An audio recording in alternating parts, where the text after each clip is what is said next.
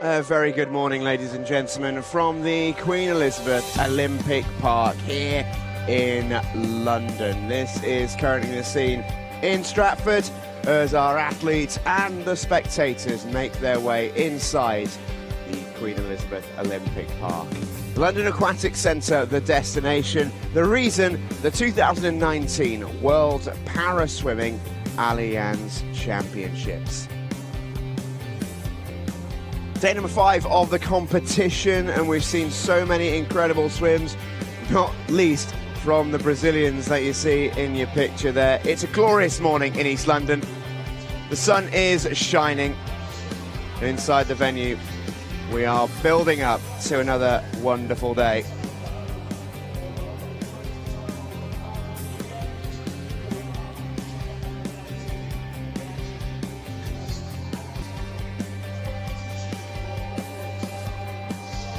That iconic roof is what our backstroke swimmers will be looking at later on today. And this is where the action will be focused. It is the World Para-Swimming Allianz Championships here at the London Aquatic Centre. Day number 5 of competition. Only 2 more days to come after this. We are well and truly into the meat of it now.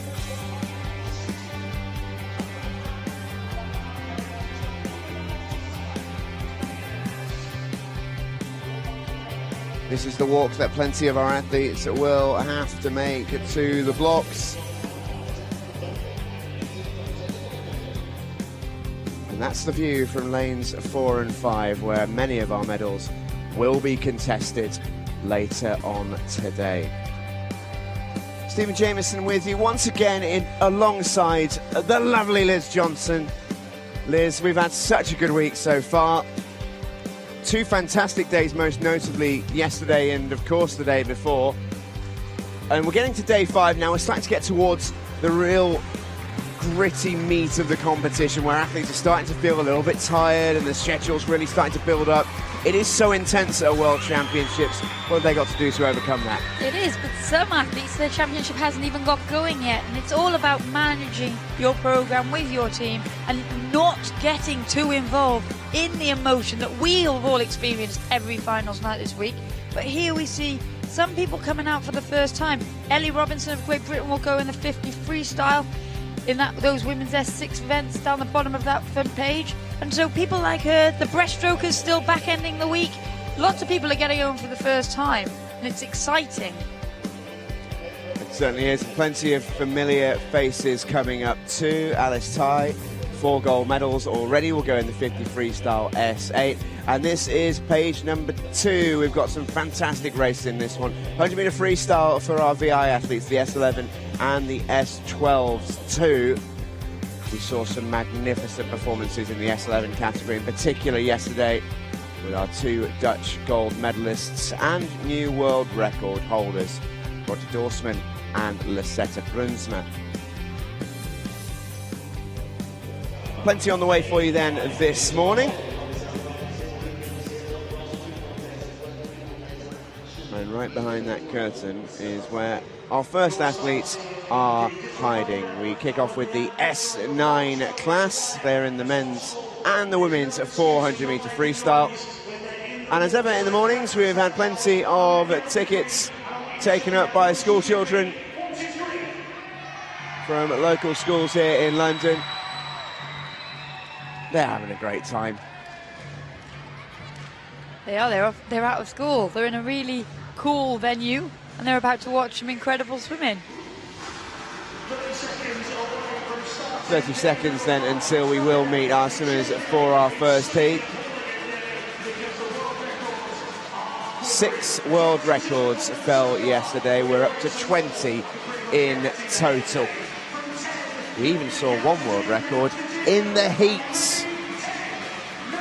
So don't think that the morning is just a precursor to the evening. Our swimmers are going out hard. And here come our athletes for the first event. It's the men's 400 metre freestyle S9.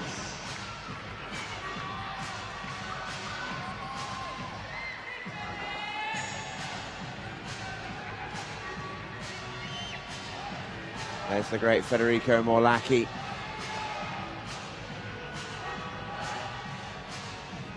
What a night he had a couple of evenings ago, tying for gold with his teammate Simone Barlam. Here's your lineup then for the men's 400-metre freestyle. Jose Antonio Miriam-Alcaraz goes into David Gracia, Portugal. Federico Morlacchi, Italy. Tim Hodge, Australia. Igor Grigorovic, Poland. And Gino Catino of Portugal.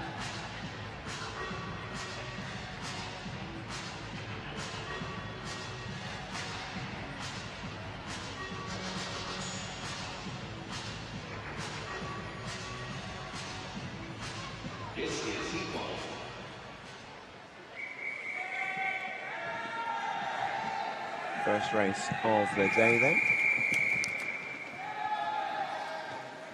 And we almost build into the session this morning with the longest distance our athletes swim in this competition.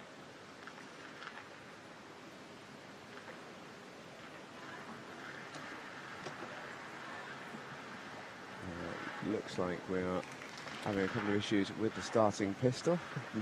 Morlacchi with a little bit of a grin. He's seen everything down the years. Very relaxed on the block at the moment.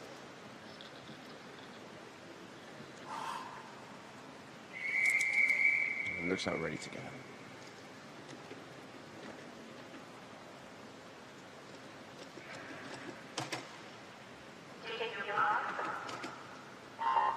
And away and racing on another day of these World Para Swimming Championships.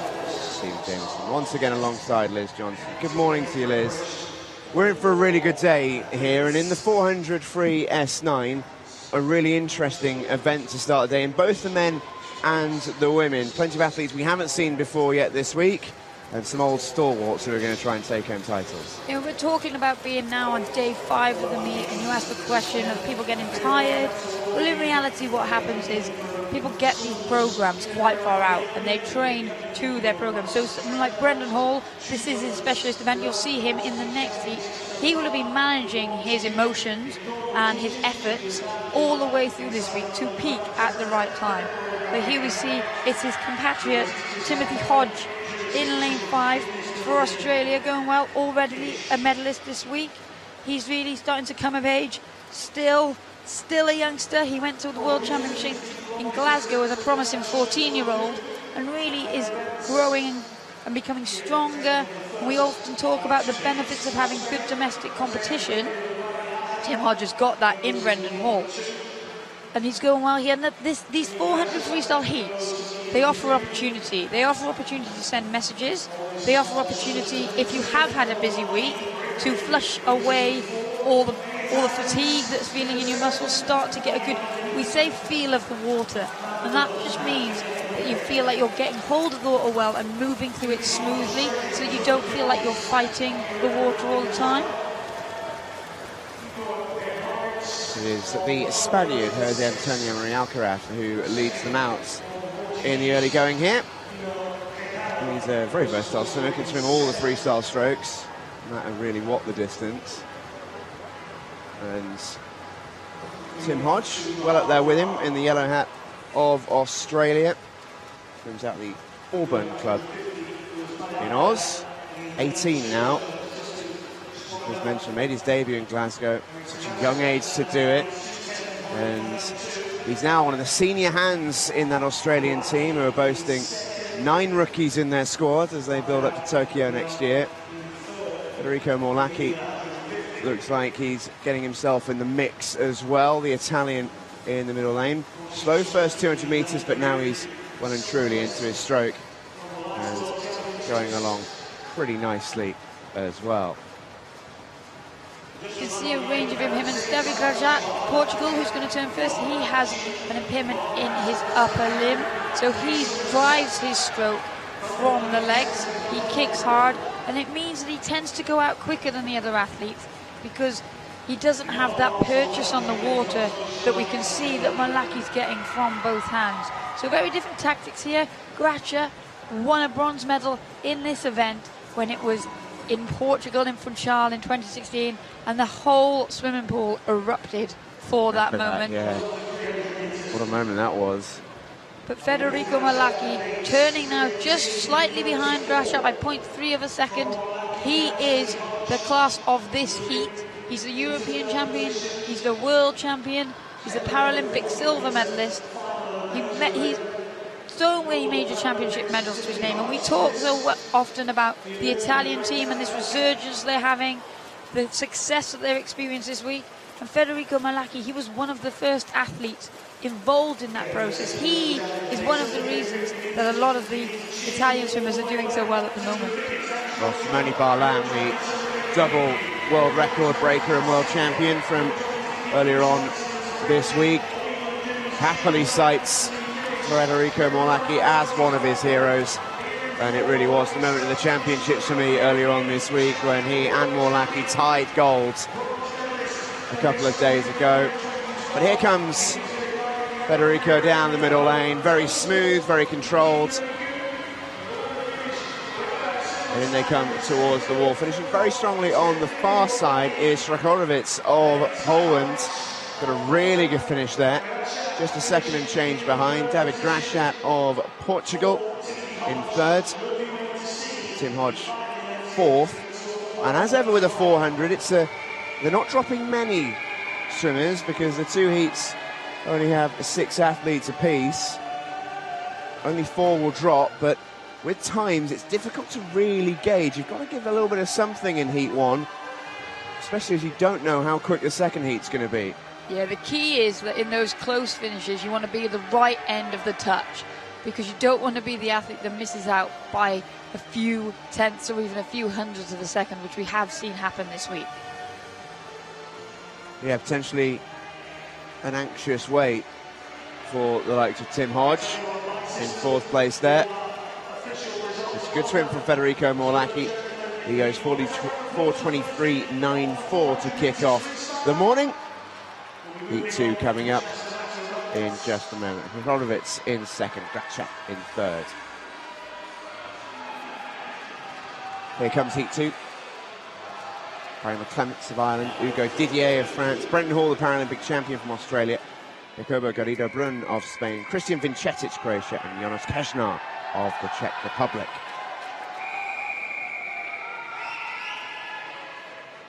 There he is, Brendan Hall.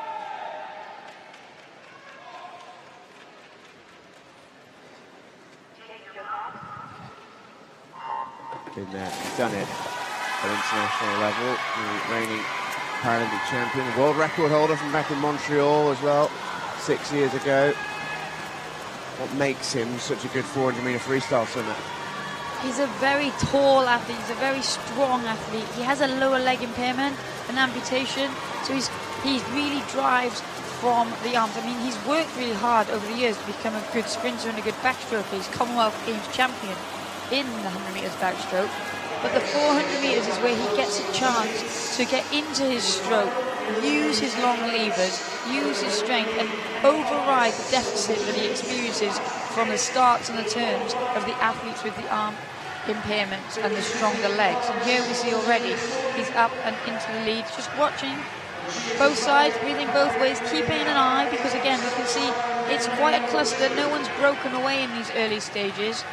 To be expected in the heats as often, but you want to be aware of your positioning in the heat, because we've said it several times this week, but in swimming it's the fastest 8 times that progress to a final. It doesn't matter where you finish in a heat. So in theory you could end up in a situation where all 8 finalists came from the same heat. It's unlikely due to the way that the heats are seeded. The fastest go in the second heat, and then it's evened out all the way through. So fastest goes in heat 2 of lane 4, second fastest in heat 1 of lane 4, and so on and so forth until the athletes are spread. So it is unlikely, but when you've got youngsters in the field, or people have just gotten a good season of training behind them, then anything can happen. So it is important to be aware of where your competition are. And in the distance events, which 400 is in the Paralympic programme, you can get slow races. It's something that happens. It's not easy to go constantly near that world record pace over 400 metres. Sometimes you just have to concentrate on winning the race and you know, swimming a proper race rather than swimming a time. In the heats, that's dangerous. Yeah, and that relies on tactics. And some athletes go for that kick. They can get away with it because they know that when they need to turn the sprint on, they can do. But someone like Brendan Hall, who drives his stroke from his arms, that's a lot more difficult. The quickest way to up a gear in swimming is to increase your leg kick. But at the Paralympics and in para-swimming, a lot of athletes don't have that luxury. So when we say you go to the legs, you turn them on, and it's almost like an extra motor at the back of your stroke. Many of these athletes don't have that luxury. Hugo Didier of France going along pretty well. Well, he had a brilliant 100-metre freestyle. He broke the French record in the 100-metre backstroke to narrowly miss the gold, get a brilliant silver. So we know that he's in good form as well. Yeah, he lost his World Championship title to Simone Barlam of Italy, Hugo Didier, with his specialist subject, as it were. He's right up with the leaders here. And the Spaniard going well as well, Jacobo Garrido-Brun. He's in third place. And a bit of a gap building to fourth, fifth and sixth. Byron Clements of Ireland with a little bit of catching up to do. But we've got a leading three. And they look very, very comfortable within that as well. Almost stroke for stroke. Didier, the closest to us there. Hall in the middle, and Brun on the far side for Spain. It's brilliant touches in first as they head for home. Now it comes down to, does someone want the pride of getting the victory, getting that little confidence boost, or are they happy just to be coasting into the final this evening? If this race was further back in the pack, you'd see everybody sprinting, because then that's when we'd be worried about the touch and maybe missing out on a place in the final. But not for these guys. These guys have had a brilliant heat swim this morning, comfortable. Garrido-Brun there, getting the touch for Spain over the Paralympic champion. There's only half a second in it. Yeah, and all three of them go quicker than Morlacki from heat number one. It was definitely a quicker heat. The three of them all really dragging each other along there. And it's going to be a very, very interesting set of consolidated results.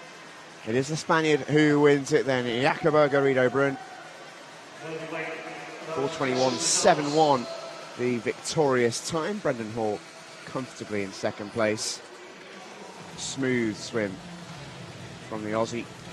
Hugo Didier was, I think, the example of what you mentioned there, Liz, just happy to glide home and not too fussed about where he finished. Here's the official results. Consolidated coming up in second. It's Brun who wins it, 4:21.71. Hall in second. Didier in third.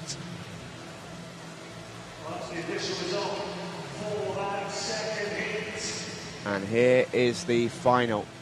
Brun will take lane 4. Hall and Didier either side of him. Morlacki will get in there as well as Gregorovic. Jose Antonio Maria Alcaraz just sneaking in on the outside with Tim Hodge. Which goes to show you cannot take it easy in a 400 free. Barry McClements and Jonas Keshnar miss out by tenths of seconds. It was close. Here comes the women's event for the S9s. 400 free.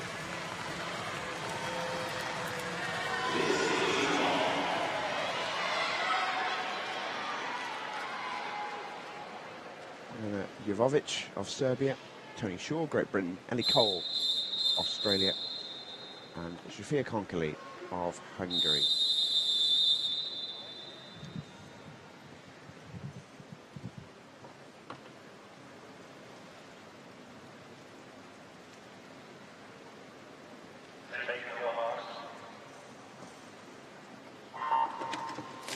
About the need to swim tactically in these heats. As you can see, an empty lane in this race due to a withdrawal. No Amy Marin in this one for Ireland. And only 10 swimmers across these two heats, and over 400. That does factor in to the thinking. Only 2 swimmers will drop from these two heats. Absolutely, and it's unfortunate now for Anna Jovovic, Serbia out in lane 2 all by herself, slightly removed from the rest of the field. It can be lonely out there over a distance event, especially when you know, as you said, Steve, there's only now 2 athletes that need to be dropped. And actually, this is a very interesting and exciting race for the S9 women.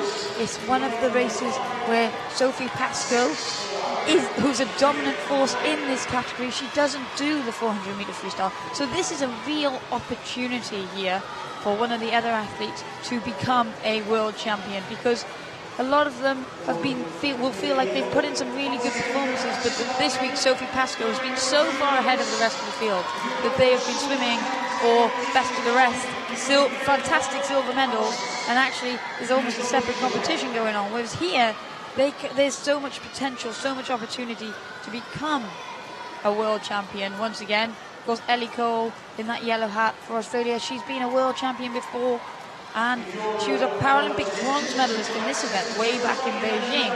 And it won't be a new feeling for her, because someone like Ellie Cole, she swam in the S9 category in an area where South Africa's Natalie Tatoy dominated. She came in and she dominated events, and people talked about the fact that no one would ever get close to that standard.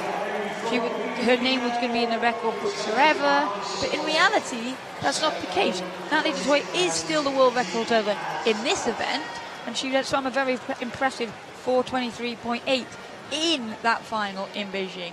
But that's because she was a distance swimmer, and she was a 200 fly swimmer, so she had the endurance. She was supposed to be good at this event. But all of her other standards, people have caught her up. They have moved the event on. And so it is possible. There will be someone one day that catches Sophie Pascoe. And Tony Shaw of Great Britain is the current European champion. So this is a fantastic opportunity for her to get on the podium, get her on the top spot, because she's shown so much promise in the last couple of years since bursting onto the scene. She's really developing, and she's in British record-breaking form this week. So here she'll be fancying her chances. But as we see, they are coasting here because they know what is at stake in the final. And now with the withdrawal of Amy Marin from lane 3 of these heats, the scope has changed even more so. Yeah, Tony Shaw, her best international medal, came in this event in Dublin last year. She's already enjoyed a really good championships here in London. It's almost been a coming of age week for her so far. The youngster from up in Aberdeen.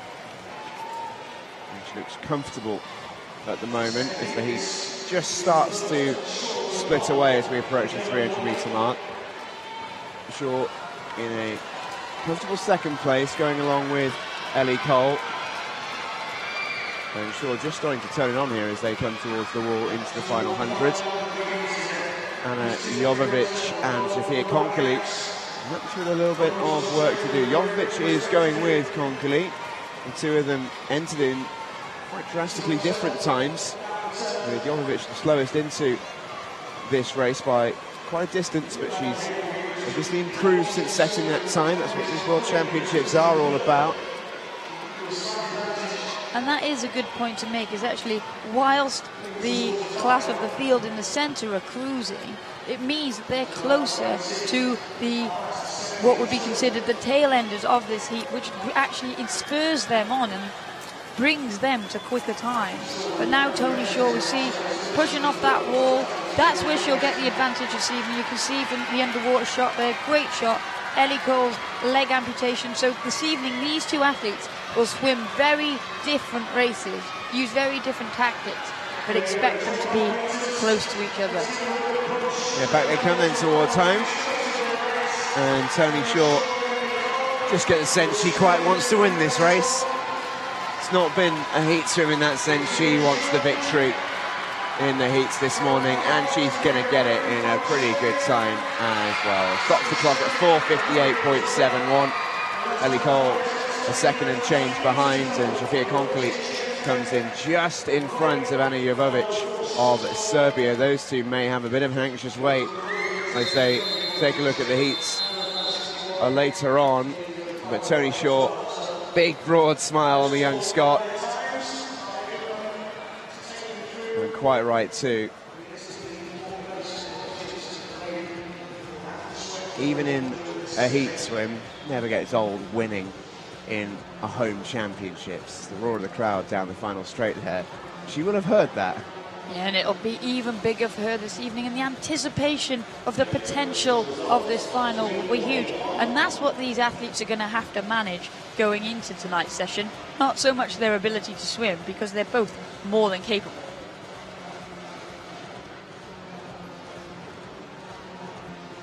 Confirmed results then of heat number 1. Tony Shaw takes it down, 4:58.71. Ellie Cole in second. And Zofia Konkley and Anna Jovovic will have to take a long look at heat number 2.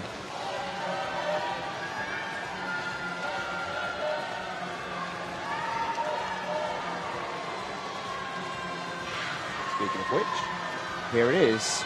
Susana Vega of Portugal, Zhu Jieling, China, Lakeisha Patterson, Australia, Nuria Marquez Soto, Spain, Yulia Gorchuk of Israel, and from Costa Rica, Camila Hazakiros.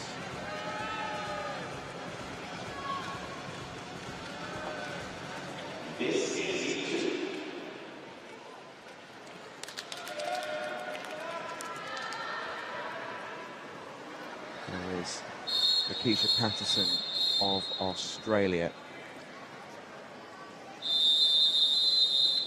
She comes into this event as the quickest swimmer in it. Quickest time in the world this year. She is a Paralympic champion in this event, but not quite this class since Rio. Yeah, Lakeisha Patterson won the S8 400 metres freestyle, setting a world record on that day, 4:40. She's now moved that on significantly. She now goes a 4:35, fastest time in the world, as you said, Steve, this year. Nuria Marquez Soto of Spain actually one lane to the right of her in that shot. She is the Paralympic champion in this category. She won a nail-biting touch. She got that victory ahead of Ellie Cole, who we saw in the first heat. And so far it's going to seeding. Tony Shaw, ranked second in the world this year, got the win in that first heat. Keisha Patterson will be looking to do the same in this heat. But again, like we said, people will be managing their energy levels and their output now this morning, because they want to give themselves the best chance this evening. This venue is iconic, but it's enormous. And a lot of athletes we've seen this week using methods of getting around that they wouldn't normally. A lot of scooters about, a lot of power wheels on wheelchairs, different people catching lifts on the back of other people's wheelchairs and skateboards and scooters.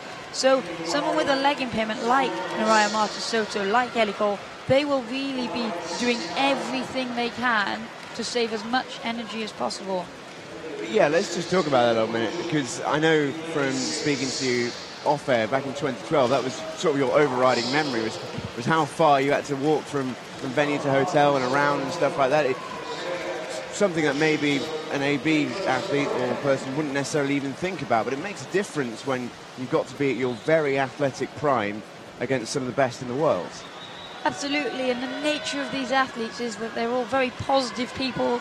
They don't want to use any assistance that isn't completely necessary, so you battle through it, but then you can pay the price. But what we have noticed here is one of the benefits, again, of having a lot of, well, nearly every NPC has been here before, and every National Paralympic Committee and team has someone that has been here before. We can see they've learned from that, because, like I said, there are people using assistance, using other ways of transporting themselves around that on a day-to-day basis would not do so.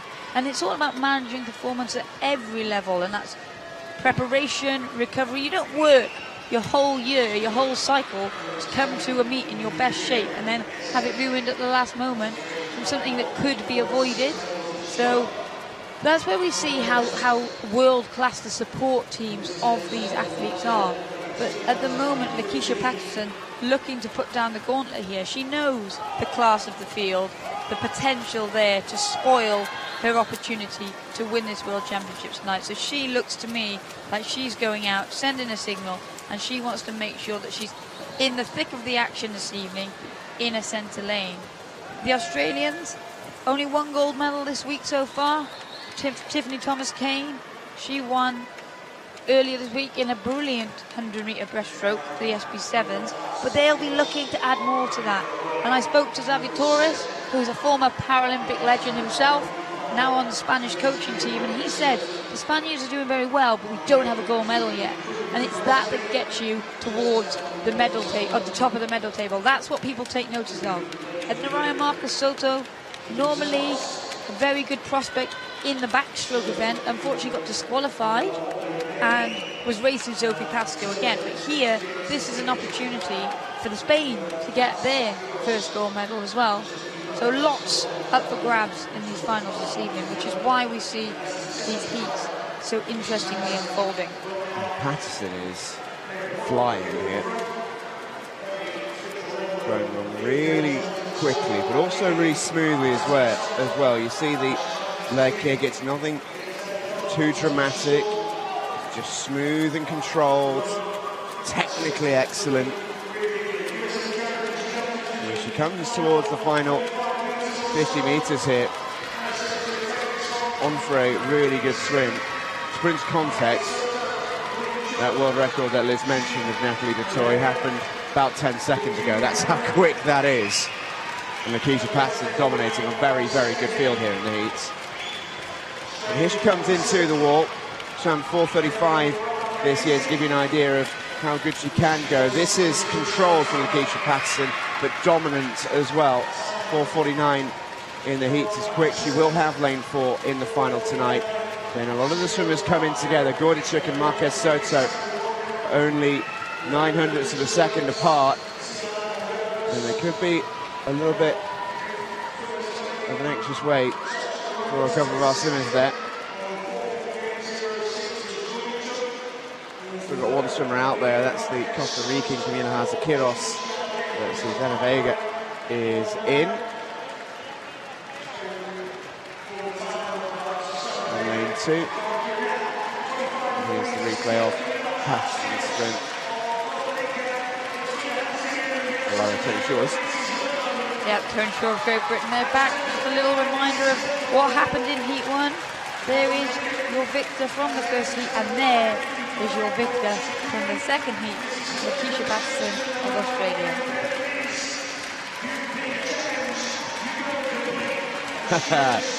That banner's been pretty ever-present this week. Last swimmer comes in. Haza-Quiros of Costa Rica. First Costa Rican swimmer we've seen this week. Lots will be with us in just a moment.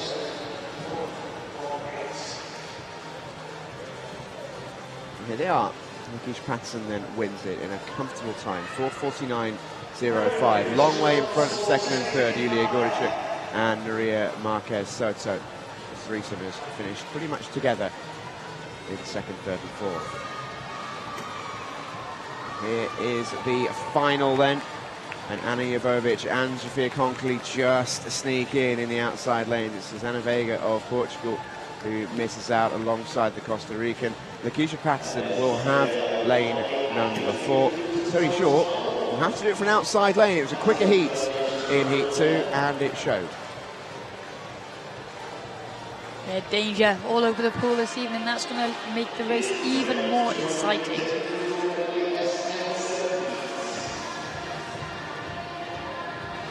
Here we go, the men's 200-metre individual medley, SM7. Chinese Taipei's Shen Yangda, Israel's Mark Malia, Ukraine's Andrei Trusov, the Colombian Carlos Serrano, Russian Sergei Sukharev, and India's Niranjan Mukhandan completes the lineup. There is Carlos Serrano. What a swim he had a couple of nights ago. Obliterated his world record. He's a fine medley swimmer. What he is especially, though, is an exceptional breaststroker. And that's what gives him a bit of an edge in an individual medley.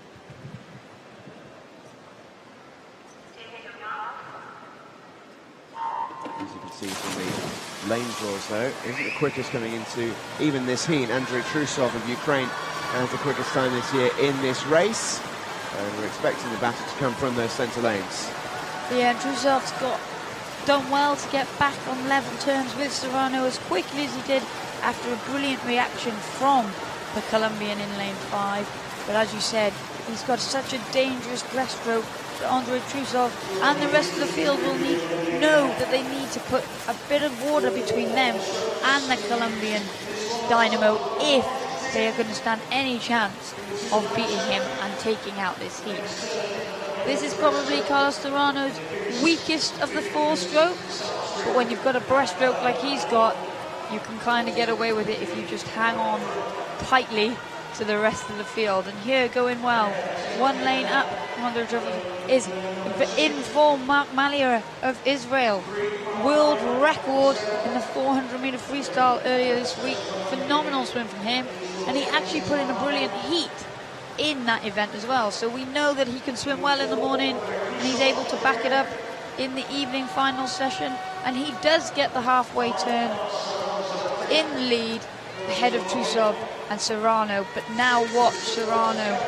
He'll use that breaststroke. You can see he's got a long, powerful glide. He's not going as hard as he could on breaststroke on the medley. When you let someone get ahead of you like this, you can see them. When you're next to them, it's very difficult to see your opposition on breaststroke, but he will have had eyes on the 2 athletes ahead of him. And here, Mark Malia doing very well to maintain his lead over Andrei Trusov. Trusov almost in Malia's lane. Didn't get the grace underwater, but it's just battled in there on the breaststroke leg. As they turn out the wall, Serrano will look to take on Malia in the freestyle.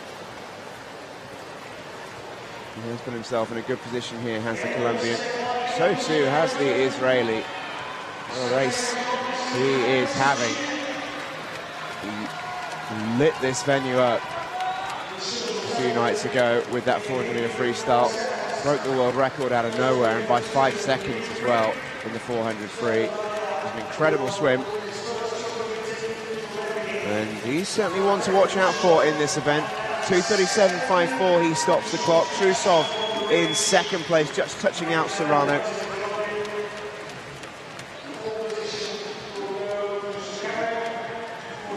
And those are some decent times, it really is. Mark Malia, the best time he's set this year.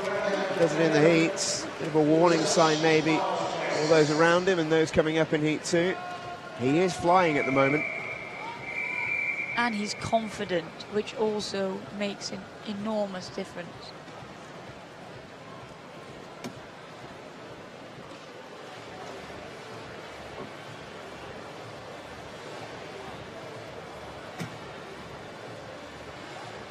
Malia did well on that breaststroke leg.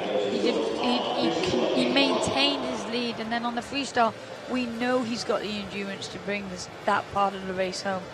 And he did 4 seconds quicker than he's been this year. Yeah, great swim from Mark Malia of Israel. Andrei Trusov picked up second, Carlos Serrano third, and then a little bit of a gap to Sergei Sukharev of Russia. And the Chinese Taipei and Indian athletes finishing their way back. They'll still have optimism of getting a lane in the outside in tonight's final, and they'll be watching this next heat with interest. Here is the men's 200-meter individual medley SM7 second heat. Kvasnitsia of Ukraine, Ifrozinin of Russia, Sadi of South Africa, Levy of Australia, Bodaiko, Ukraine, Austin, USA, Yadav of India.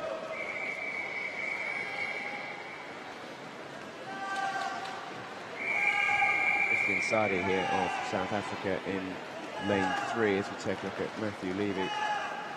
Swam multiple African records this week, mostly in outside lanes, but this is his specialist event. He's got an excellent time in this one, clearly in the form of his life. He's also got a very good butterfly, but expect newly crowned. I don't know. Borodajko is the Paralympic champion, and he's really struggled this week.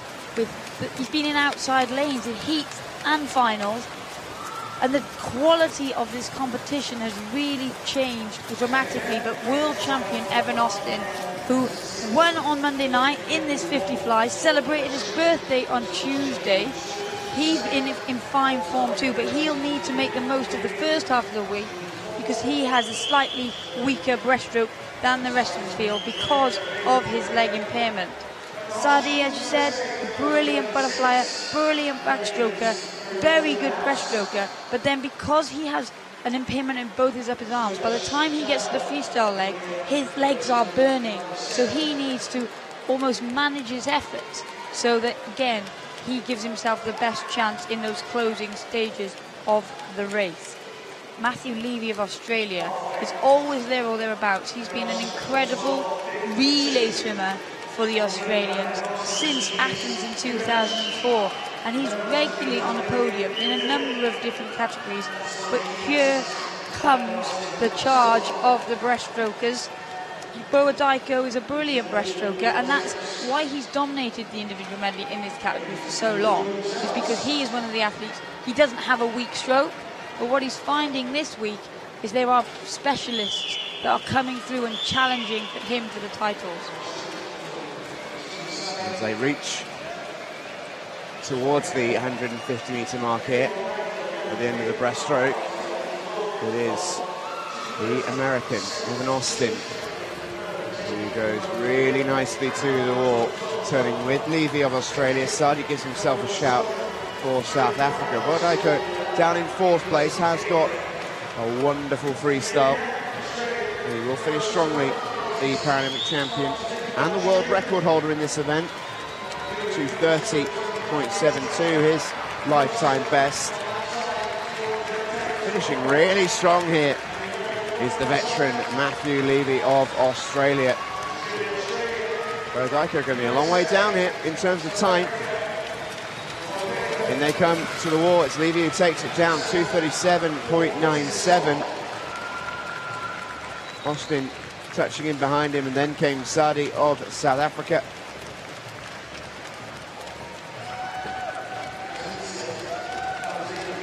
And some potentially very interesting results coming up.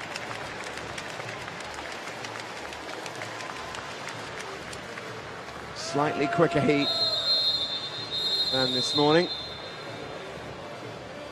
Well, then, just a minute ago, Matthew Levy wins it, 2:37.97. He'll get lane 4 in tonight's final.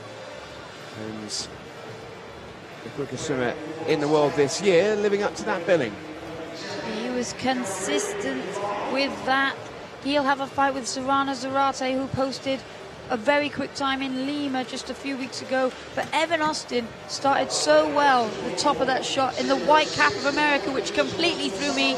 I'm used to seeing Austin in his black cap, but he did well to maintain the speed that he took in the first 100 meters and get a good position. But what good swim. Matthew Levy, Mr. Consistent for Australia. He really is ever present in this Australian team. Still waiting for the official results, which is always a little bit of a worry for swimmers. You can see a couple of officials chatting down below us. Just wonder if we're about to see disqualification. Well, the individual medley is so technical. It's 4 different strokes. There's loads of ways you can be A disqualified. variety of turns. Yep. So there is always a bit longer, but you're right, Steve. This is when the nerves start to twitch, the heart starts to pound. The times are in, and there has been a disqualification. It's in an outside lane, though. Won't affect those in the central lanes. The Indian Suyash Jadhav is DQ'd. Matthew Levy's time is confirmed then, 2:37.97. Evan Austin with a really good go this morning, 2:40 on the money in 2nd place. And Benny Boadaiko will have an outside lane in the final. Here you go, the Paralympic champion will go from lane 8. Wowee, Mark Mallia quickest through in the morning. He looked very, very good, didn't he, the Israeli? That's a loaded final if ever there was one. Medals could go everywhere. Let me say it again. It's been that sort of week, it really has. It isn't always the case, but it really has been this week. Here come the women for their SM7 200 IM. Here's the start list for you. Deshane of Canada, Sommiero Mandiano, Mexico, Thomas Kane, Australia, Lettenberger, USA, Gaffney, USA, Retief, USA, Canada, I should say, Wegerman, USA, Camille Beru of Canada, Kay of China, and Mäkinen of Finland. Full complement in the pool. Lanes 0 through 9 occupied. 2 swimmers will drop from this race, tonight's final.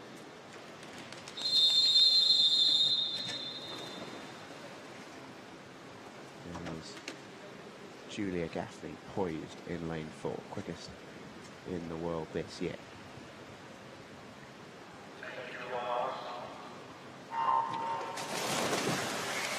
Well, good starts there. Best start coming from Mallory Wegerman of America up in lane 6. She is the newly crowned 50-meter butterfly world champion, so expect her to take this out. She is, in fact, the world record holder in this event. From 2010, her world championship debut in Eindhoven. A long time ago now for her, but she's starting to come back in some of her best form. And here we see in that picture the 3 hats, 2 Americans sandwiching Tess Retief of Canada, the Paralympic Games silver medalist, broke a Canadian record in the breaststroke earlier this week, so we know she's in good form. But here are the Americans leading the way, and there's that shot of world record holder Julia Gaffney in the 100-meter backstroke, so we know she's got a strong backstroke. She got a silver medal in the 50 fly on the opening night of these championships. So a lot of in-form swimmers in this pool at the moment, and then we can see 2 Americans not hanging about this morning. Yeah, they've already had a really close fly race this week, Wegerman and Gaffney. Only the one European in this race, which is quite unique in and of itself, Mary-Mari Mäkinen of Finland, one of my favourite names to say in all of parasimming. And she has to do it from an outside lane. The North Americans really do dominate this class's 200 IM. 3 Americans, 3 Canadians in this race alone. Yeah, and it is currently the 3 Americans that are first, second and third, but Tess Retief of Canada, like I said, in brilliant breaststroke form. She's trying to make her way now through the field because she'll want a good lane for the final. I mean, it doesn't matter what lane you're in. If you've got a lane, you've got a chance. But it is nice to be in the thick of the action when you know that there is danger from every lane of the pool. She has made progress there, just overhauling Alia Lettenberger as we come into the closing stages of the breaststroke leg. And there we see that yellow hat of Tiffany Thomas-Kane. Absolutely annihilated the field in the breaststroke event earlier this week, and she's used that to her advantage here this morning. Here they come then towards the finish. Gaffney getting the arms going. Really smooth in her stroke as she takes on Mallory Wegerman. 3rd place at the moment is Tess Retief of Canada. That's under pressure. Gaffney's finished really strongly here. They're pretty much finished together, the 2 Americans. 2:58.06 for Wegerman, 100th of a second quicker than Julia Gaffney. And that's a quick time as well for the heats. Gaffney's world-leading time this year, 2:57. And Wegerman really enjoying her week. Bit of a comeback event for her in some ways. And she's absolutely delighted with that time. 2:58.06. Well, it is her first time back under the 3-minute mark since returning to the SM7 category. And she's set herself up for a brilliant opportunity to add to her gold medal from earlier in the week this evening.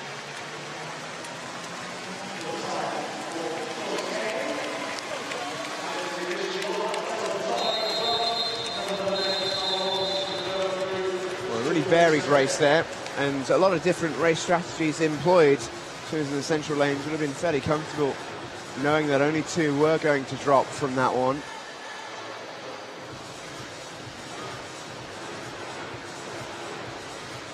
Gaffney and Wegerman took it out hard, and here's the finish. Absolutely nothing in it at all.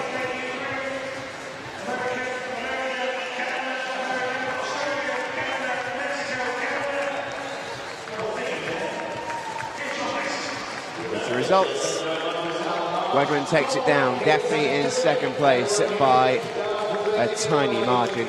Retief picks up third. The 2 to miss out then on the final will be Kaylee Ting and the European Mary McAdam.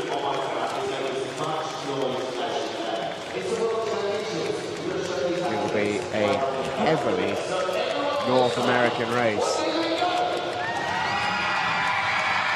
in tonight's final.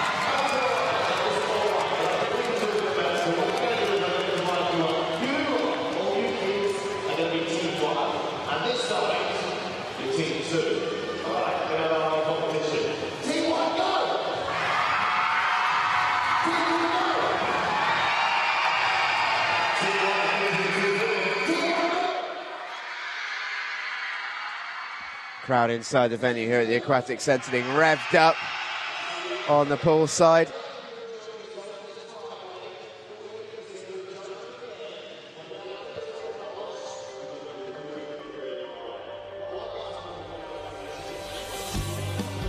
And they're all enjoying themselves in here, waving the flags, making some noise.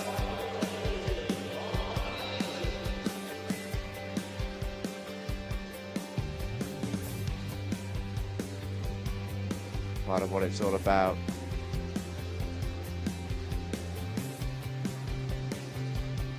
A little bit of a lengthy start to this morning's session with the 400 free and the 200 IM, but it's certainly about to pick up over the next sort of 10 races. There's a lot of 50s, a lot of 100 sprints in this one. Despite the start to this day, it is a bit of a sprinting day, isn't it? Yeah, the speed demons are out in force in the middle of the programme, and then tonight we've got exciting relay to look forward to as well. This will be another good race. Men's S10 category loaded wherever you look, and here's the start list for the men's 100 fly. Marai, Pierce, Raimondi, Levesque, Rodriguez and Grazalek make up heats number 1.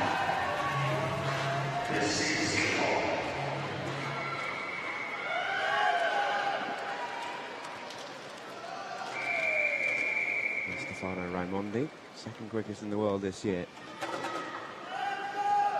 He's had a brilliant week as Raimondi, alongside much of the Italian team. Reaction time's pretty even there. Rodriguez of Brazil staying underwater for the longest, but up and into the lead very quickly is the in-form Stefano Raimondi for Italy in that blue cap in the centre lane, breathing to his left. David Levesque of Spain was a medalist in this event way back in Athens in 2004, so he'll be looking to get back on the podium here, and he takes it at the turn by 5/100ths of a second from Cole Pierce, the young Australian who's having a good meet as well. Here they come then towards home, final 25 metres, and the Italian going along really, really well, bringing to the side on his flies. He looks to keep as low to the water as he can. It's quick so far from Raimondi. Strong heat performance from the Italian. 57.94 for Raimondi. Wins that one comfortably as well.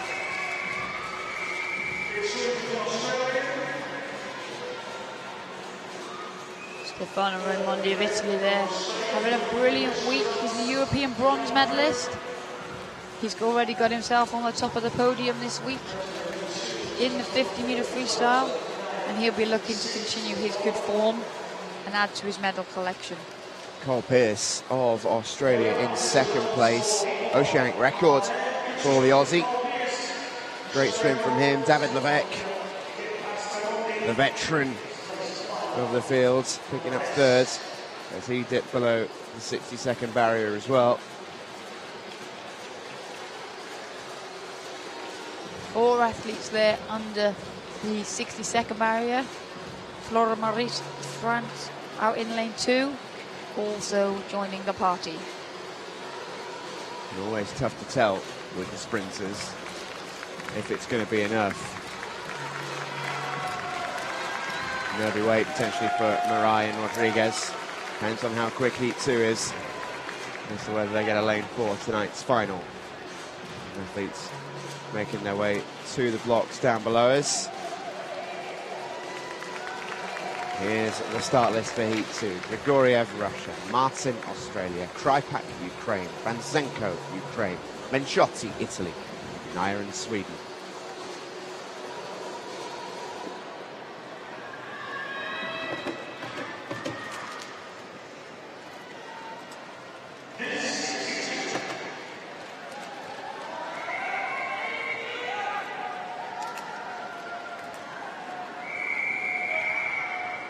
In Krypak.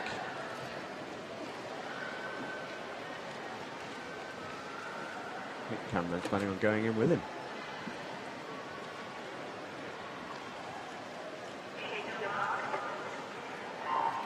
He's had a fantastic week as Maxim Krypak.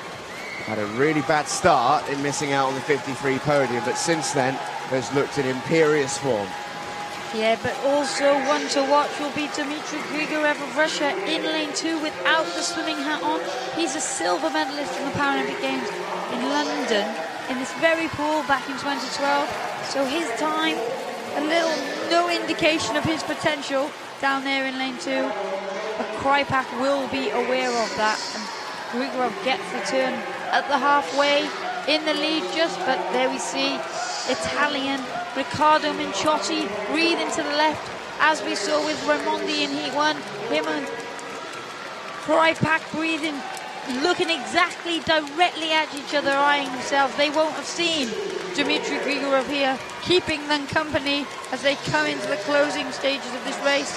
Krypak getting the touch, 58.07. It was indeed early leader Grigorev that took the second spot, and Krypak will be happy with that this morning. Already a DQ registering on our system for Ludwig Nieren of Sweden in the outside, which might be good news for some of the swimmers with slightly slower times. It was a quick heat. Krypak 58.07, only Vanzenko outside of the 60-second mark.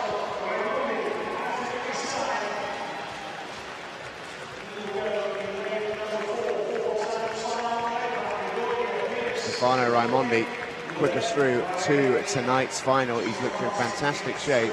Italians are having a wonderful meet. And we've got 2 in tonight's final. Here's the result from Heat 2. Krypak wins at 58.07. Grigoriev and Menciotti going nicely in second and third.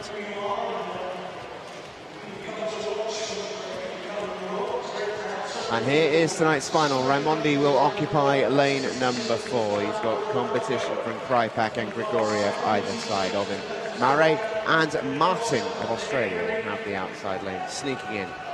Every swimmer going under 60 seconds.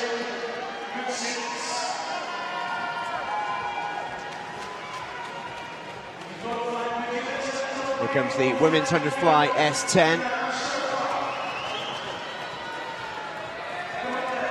One heat of this event. Full complement in the pool. We will drop 2 for tonight's final. Barrera, Colombia. Murphy, Australia. Hernandez, Spain. Jaboinska, Poland. Jenkins, USA. Kruger, Netherlands. Scortacchini, Italy. Greenwood, Australia. Shen, China. And Roulet of France.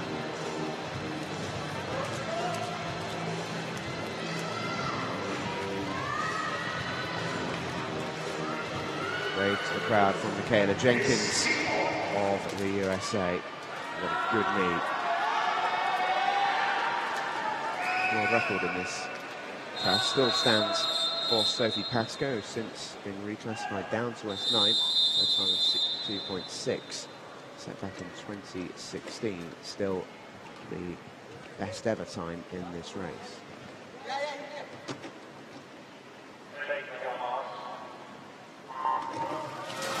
Well, the theme of this morning is opportunity to top the podium in the absence of the great Sophie Pascoe. And the American in lane for Michaela Jenkins. She does come into this with the fastest time in the world this year. USA had very good pedigree in the S10 category. They won this event back in Beijing in 2008 with Anna Eames. But since the retirement of a number of there's been a while where the Americans have been a bit empty in the S10 category. So this is exciting for them. But as ever, in every race which she swum this week, Jess Greenwood of Australia has taken it out very, very quickly indeed. This is here now where Michaela Jenkins will look to make her move.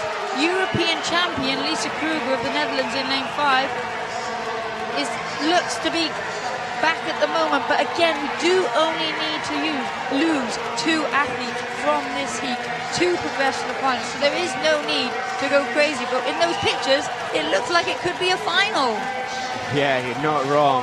Down towards the finish they go. It's a quick swim from Jenkins, 67.22.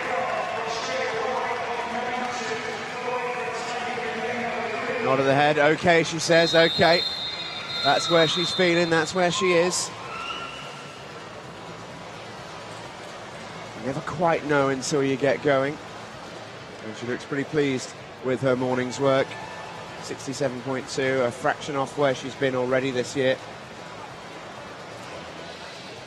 She got away well, and it was one of those races because of the spread across the field and because how the lead was changing and because the in-venue announcer was getting excited and the crowd were getting excited, it did have a final feel to it. But the controlled athletes in the middle will have just, again, as we've talked about so much in heat swims, been conserving their energy, using their experience to give themselves the best chance to prepare for the final. But Michaela Jenkins there, she had a fantastic heat swim.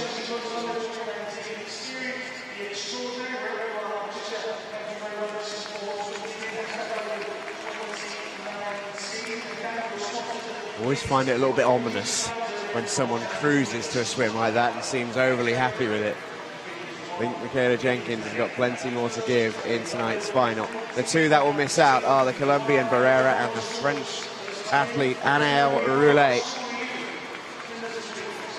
Monique Murphy and Shen will have the outside lanes.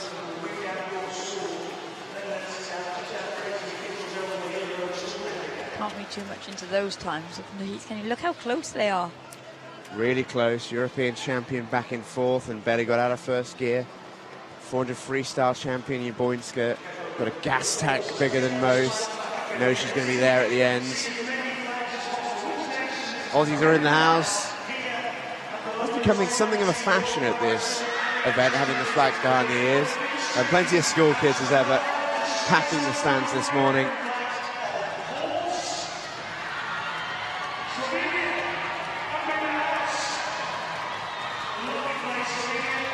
Not everyone likes being seen on a big screen.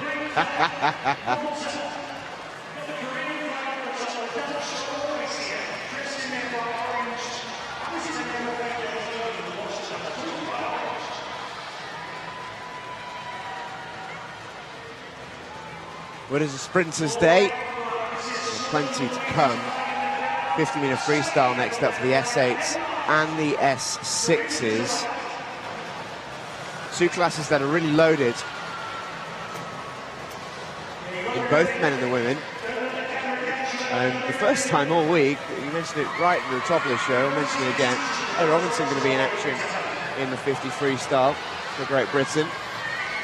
Quite a few athletes we haven't seen all week are on day 5. Had to wait their turn. And having watched the first 4 days and the excitement of it, how well everyone's swimming, it seems a quick meet, it seems a quick pull. They'll be raring to go by the time it's got to this stage.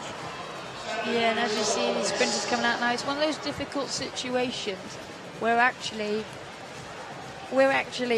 you have to manage your energy levels and try not to get sucked into the excitement of your teammates, because it has been phenomenal and you do want to support them, but at the same time you ultimately want to be performing at your best when it's your time. Here comes the men's 50-meter freestyle S8 then. was the start list. Here we take a look at Yang Guanlong of China. Second quickest through into this event. He has lane 4 for heat 1. 2 heats this one to come. 7 in both heats. So 6 athletes to lose as we head into this evening. There is Ben Popham of Australia. Had a really good meet. The youngster so far. No swim count for Maxim Borodayev.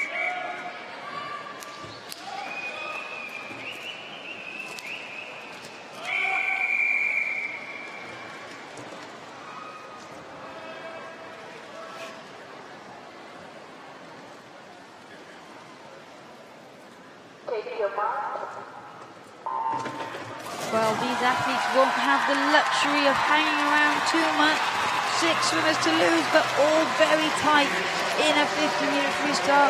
That yellow cap of Ben Popham, we've seen him finishing strongly in all his events this week, but going well it is. World Championship silver medalist from Mexico, Yang Guanlong of China, with that single arm stroke, swimming to on his side, that huge leg kick, and he will come in just to get the touch ahead of the fast finishing Ben Popham, and European champion Golas of Poland. Yeah, good swim there from Yang Guanlong. Always a nervy experience, a 50-metre heat. Never quite know how the rest of the field's going to react. And the safest thing to do is just go and get it from the gun, and that's what Yang Guanlong did, winning it 27.47, only 3/10 off the time he set this year. He's going quickly. Michał Golas of Poland already got himself a bronze medal this week.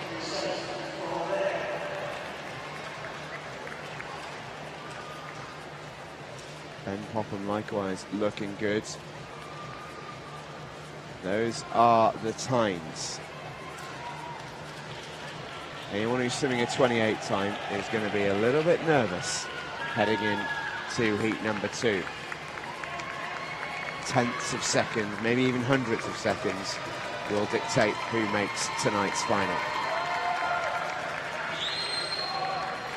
Here's the start list then for heat number 2. Nikolaev, Russia. Grob, Switzerland. Andrade, Mexico. Silva de Sousa, Brazil. Michalounzakis, Greece. Cochrane, Australia. Seminov, Latvia.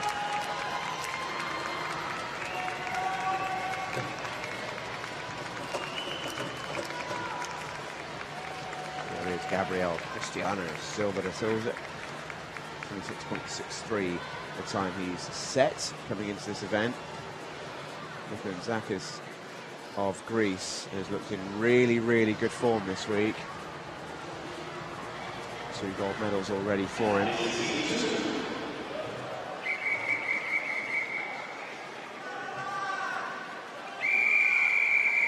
Does the 100 events, but he is a good sprinter. And he will give a good challenge, in particular, to the Brazilian in lane 4.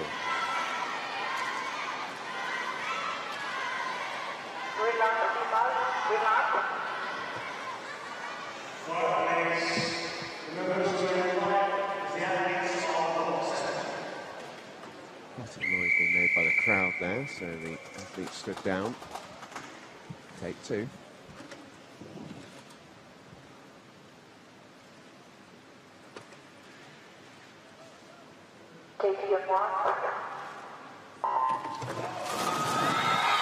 Well, they are away all very safely in the end.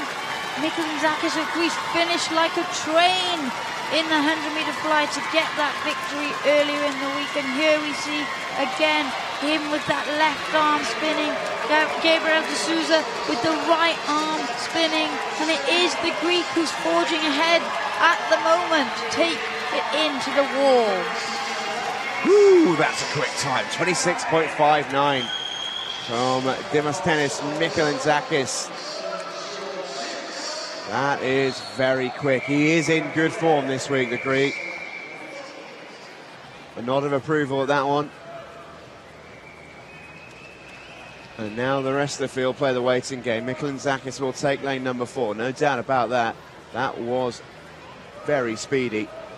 Greek is a man riding the wave of confidence, and they delivered the fastest time in the world this year. 4 100ths faster than D'Souza's been. So that sets us up again for another potentially very tight race this evening. Were you expecting anything different? Not anymore.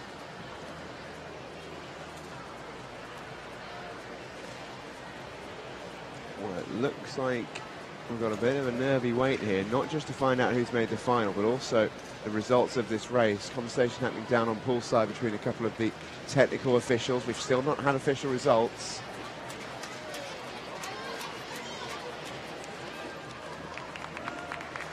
I wonder if we are about to have a disqualification. A nervy glance at the scoreboard from Mikulinzakis.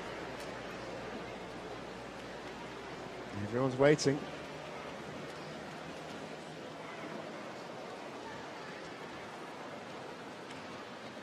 One of the swimmers there leaves the pool whilst that result isn't quite confirmed. Well, once you go around the back, there's no way of looking at the screen once you're out the other side until you get back and upstairs to your team. And it takes quite a while to get there, so that is why they are hanging about here. Well, they're having an in-depth conversation down on the pool side.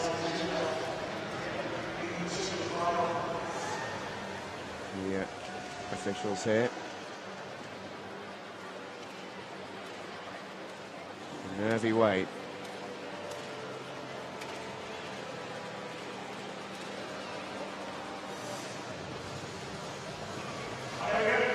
And there has been a disqualification.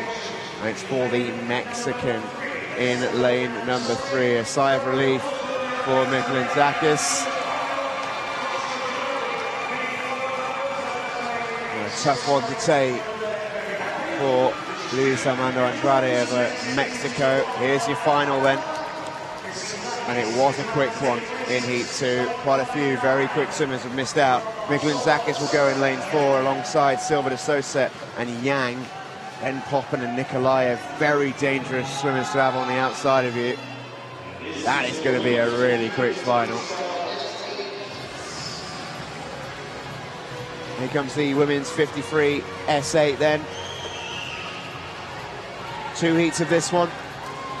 Claire Supio has been having a fantastic week for France. She goes in lane 4. Emilia Vincer in 1. Abby Tripp 2. Victoria Istialova in 3. Zina Francesca Palazzo in 5. Tubo Nifi of New Zealand in 6. And Great Britain's Megan Richter will go on the outside in lane 7. There she is.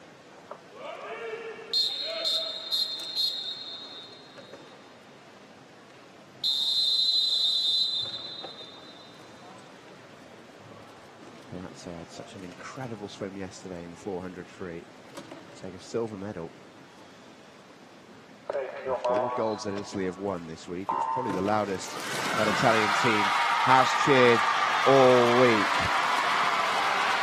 Yeah, and their best are they coming for Ishilova of Russia in lane 3 with that single-arm freestyle, but now up in lane 6. It is the backstroke medalist Tuba Nofi of New Zealand who is riding the wave of confidence here, trying to hold off the fight of European champion Claire Supio of France in lane 4, now powering through to take this first heat. Lovely swim from Claire Supio. She's also had an excellent week. Really swam well.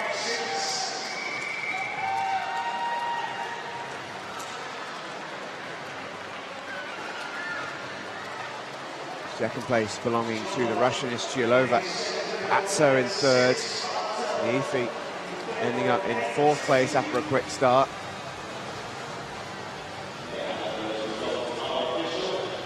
But Supio is in lane 4 for a reason. Once she gets into her stroke, she's very, very smooth.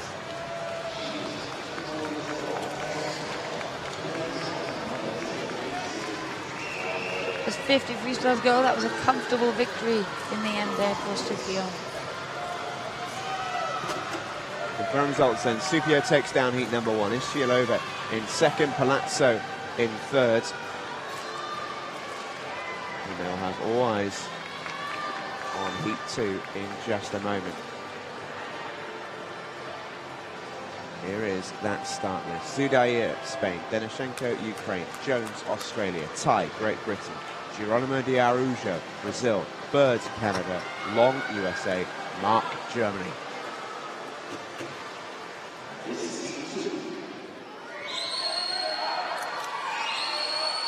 And this time, she's in a very busy program this week. She's got through the hump day, really, of her schedule. The 400 free and the 100 flight. Not her favourite events, but she's won a gold medal in them both. She's very quick over the 50 freestyle. Big favourite coming into this one. Just looking to bounce back from bronze yesterday. Well, the best start there coming from lane number 5, the yellow hat. That's Cecilia Geronimo de Araujo of Brazil. But really, the class of the field is world record holder Alice Tai for Great Britain. Here she comes with those strong windmill arms. She's looking to make it 5 golds in 5 days, in 5 events. She can make it through safely from these heats. In she comes towards the wall then, and this spin smooth from Alice Tai. Really nice spin, 29.9 for the Great Britain. Geronimo de Araujo going along really well for Brazil, just behind her. 30.67. A really good swim, but a championship record in the heats for Alice Tai.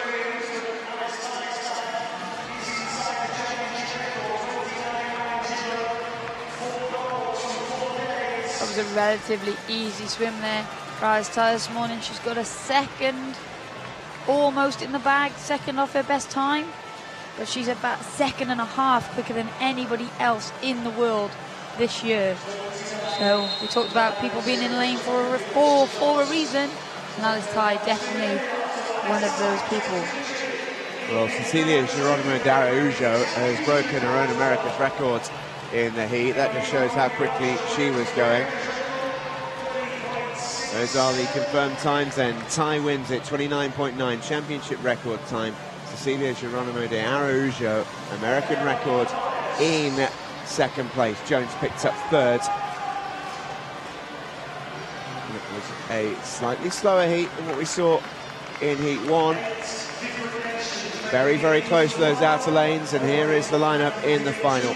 Tai will take on Supio and Geronimo de Araujo outside of it. Ischialova and Jones will battle it out from the wings.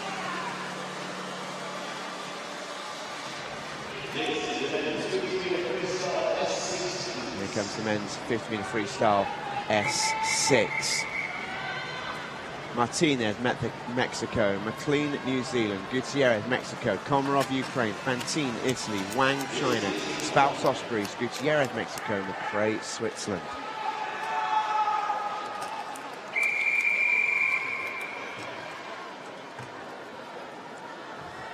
There's a lot of athletes who won't make the final here. 2 heats.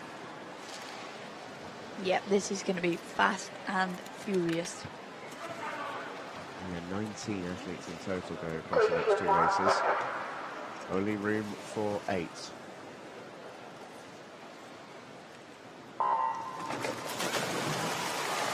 Well, Antonio Fantine missing the whistle to get in the water, which was what caused the delay, but that didn't stop the athletes from getting up and in. And here we see Wang Yingyang of China in lane 5 with that huge leg kick.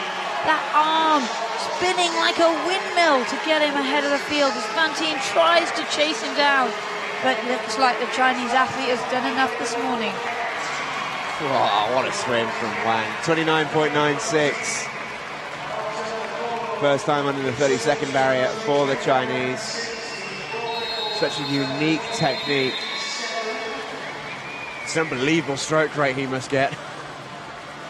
Yeah, insane. I don't know if there's a measurement that can keep up.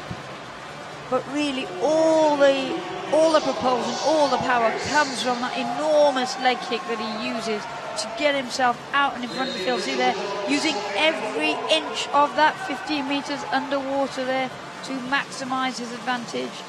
It paid off.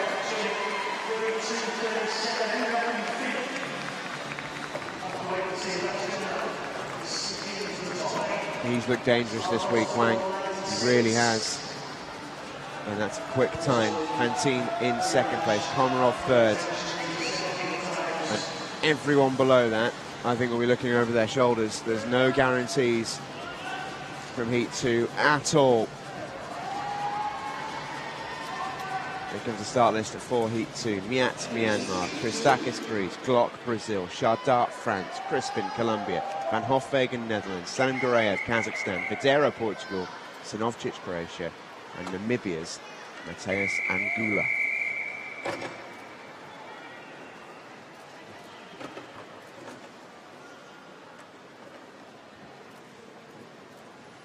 International medals, wherever you look in the lanes here. Sit back and enjoy the race. Well, great reaction times from Nelson Crispin in lane 4 for Colombia. But again, this field is loaded. There's danger everywhere. And Laurent Charard of France in lane 3 had a brilliant 100-meter freestyle.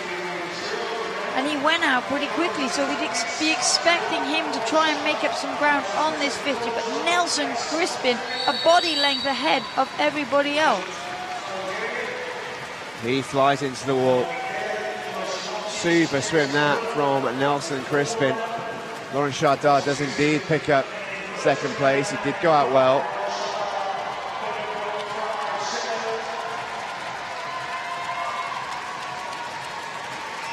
An excellent swim from Nelson Crispin, 29.95. He also goes sub 30, just like Wang did the heat before. He will qualify in lane 4 by 100th of a second. Well, we said it would be fast. We said it would be furious. There's going to be some very, very good swimmers missing out in this final. It is so tight. From 19 down to 8. Consolidation results are on their way in just a moment. Nelson Crispin happy with his morning's work, as he should be. 29.95 will get him lane 4 in the final. Chardard and Van Hofwegen second and third.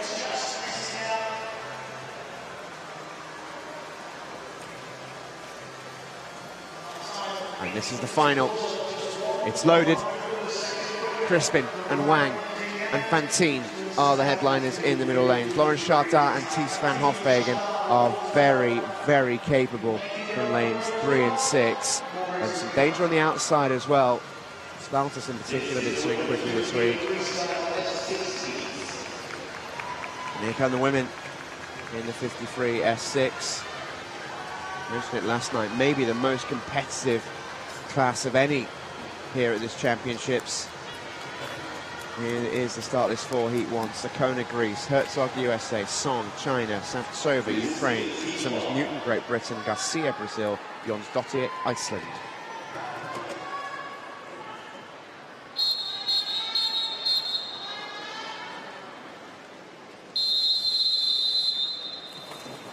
Just 100th of a second separates the times from Victoria Samtsova and Yelizaveta Mereshko, who headlines Heat 2.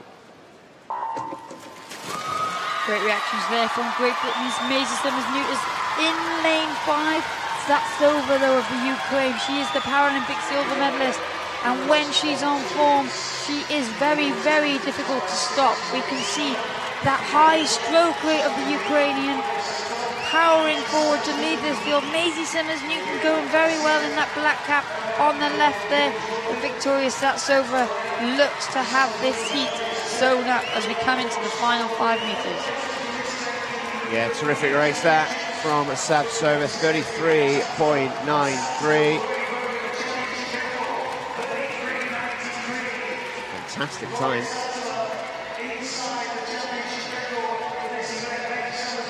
It's going to be a championship record for Victoria Samtsova. big beaming smile upon seeing that result. Well, she does like this pool. She won a gold medal in the 100-meter breaststroke at the Paralympics here 7 years ago.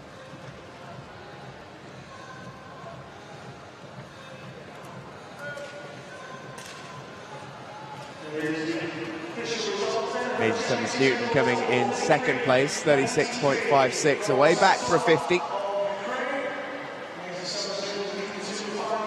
Savtsova, championship record time, 33.93. Lila Garcia of Brazil, 37 on the money. I think from Sophia Herzog down, we're going to have a bit of a nervy wait. Quick look in heat 2.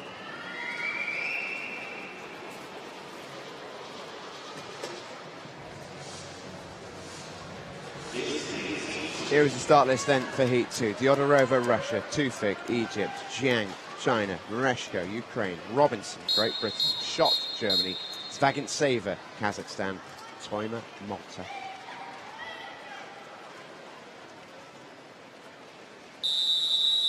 Elizaveta Mereshko, the world record holder, goes in lane 4. Ellie Robinson, first appearance of these championships for her. And the new young Chinese superstar, Jiang Yuan, of China, 14 years old, goes in lane 3. Well, let's get into the business end of the week for Ellie Robinson, Great Britain in the sprint event, and she had a great reaction time there.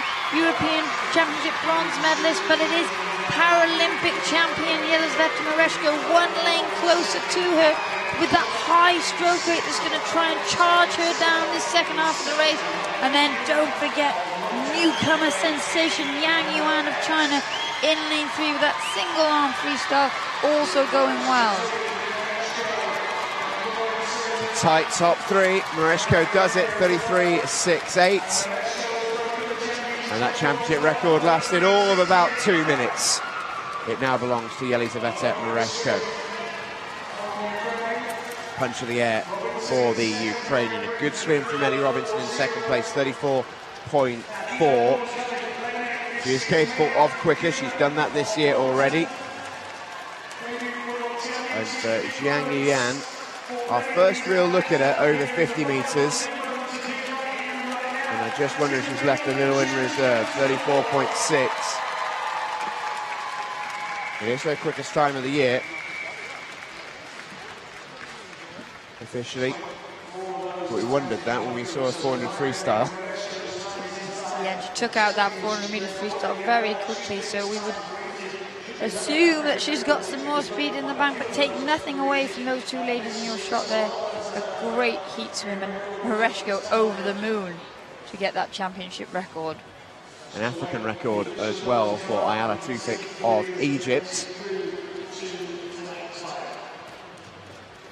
And those times still waiting to be confirmed. And there they are, Elizaveta Mereshko. Championship record, 33.68. Ellie Robinson and Jiang Yuan going well. Great swim from Ayala Tufik, 37.52, a brand new African record. And she will have a lane for the final. Here it is. And it is a stacked one. Mereshko and Savtsova will go head-to-head in the middle lanes. Ellie Robinson and Jiang Yuan and Maisie Summers-Newton and Lila Garcia. That is some supporting cast. Even in the outside lanes, Tufik and Verena Schott won't be that far back. No, the 50s promise to entertain this evening across the categories.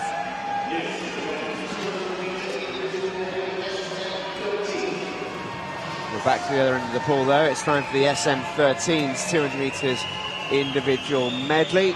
Start with the men, heat number 1. Shahov, Azerbaijan, Saifutdinov, Russia, Van Vanrooy, Netherlands, Garaschenko, Ukraine, Portal, France, Engel, Germany, Agalakov, Kazakhstan, and Alhambra of Spain. We'll keep an eye on Taliso Engel of Germany in lane 6, brand new breaststroke world champion as of last night. Real coming-of-age swim from the young German.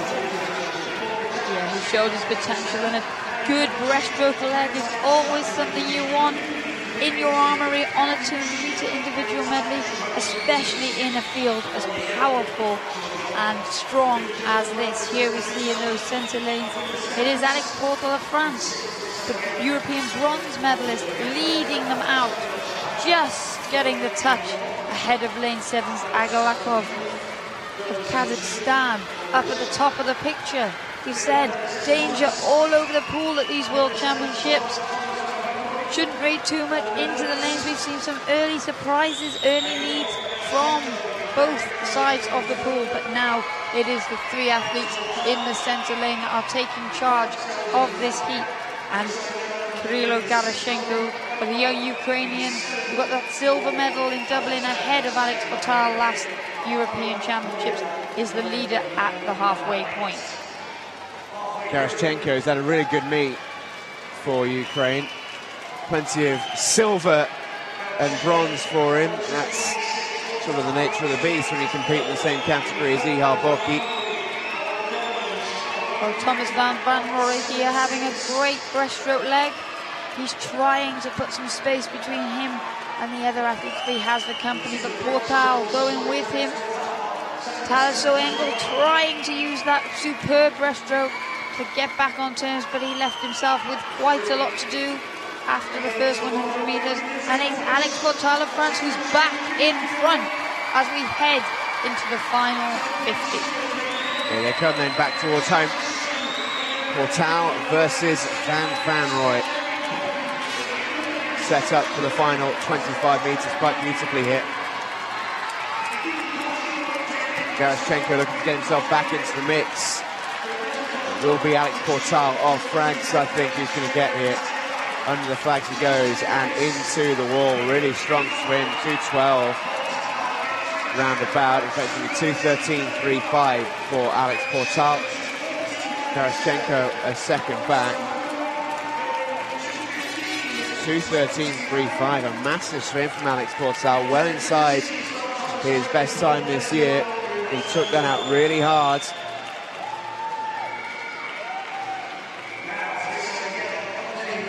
And the young Frenchman absolutely delighted with that.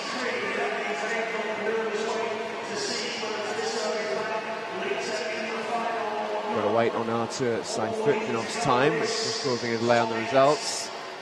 But Portal took this out really, really hard, signalled his intentions early on.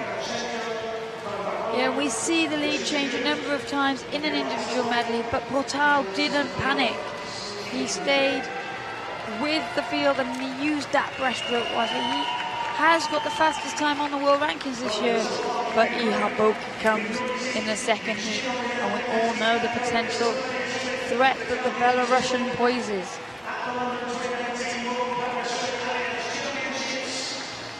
Portal looked not only strong, but he looked very comfortable.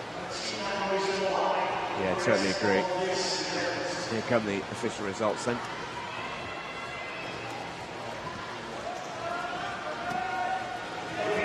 So they are still waiting to be confirmed in the venue, I think, here.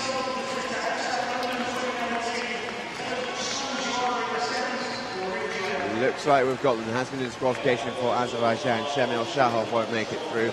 Portal, Garashchenko and Van Rooij through pretty easily. Here's the start list for heat number 2.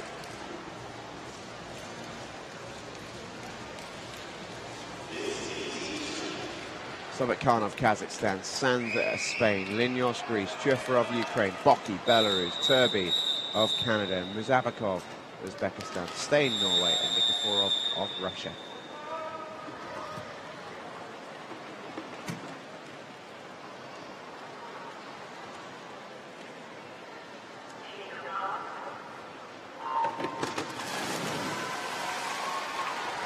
Well, we often say that you can look at the rankings, but they don't count for that much once you're in the water.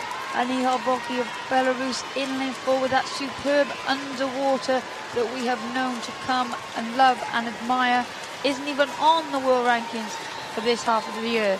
So exactly that is why all that counts is when you're in the water and what you do, and you can't worry about what's gone before you or might potentially go after you as an athlete. You just have to focus on the race in hand and your own processes. And here, Boki, such a long, comfortable stroke here. He's already had a very successful week. Bronze in the breaststroke, his only blip on his gold medal assault of his event schedule this week, and he'll be looking to add to that this evening. Going well, one lane up from him in your shot is Nicholas Tuvaid of Canada, who got a brilliant backstroke silver medal behind Boki earlier in the week. And now we see the breaststroke.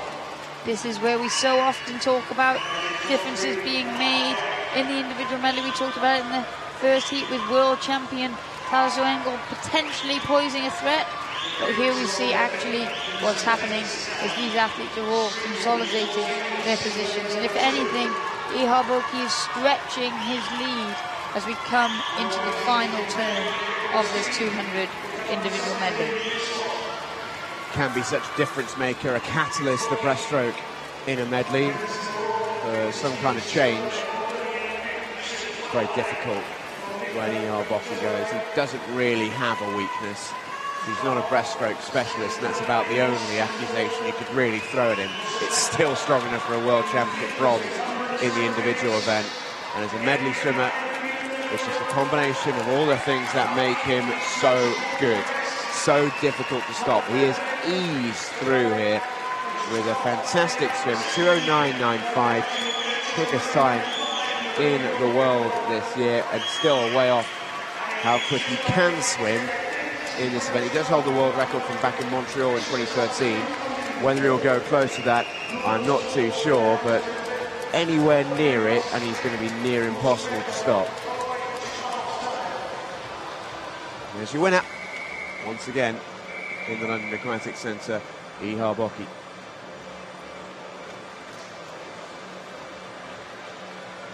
We just have seen so many times Ihar Boki use his race skills off the start and the turns to give himself the advantage, and then it enables him to cruise these heats almost, because that's where he does the damage. That's where he puts the effort in and the work in the heat, especially for the slightly longer events. And then he conserves as much energy as possible to get as close to those world records in the evening.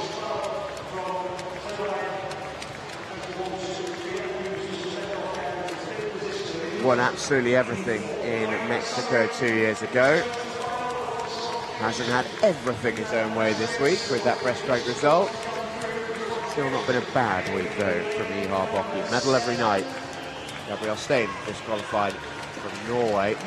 Those dots are in. 2:09.95 then for Boki, Trifarov and Turbide second and third.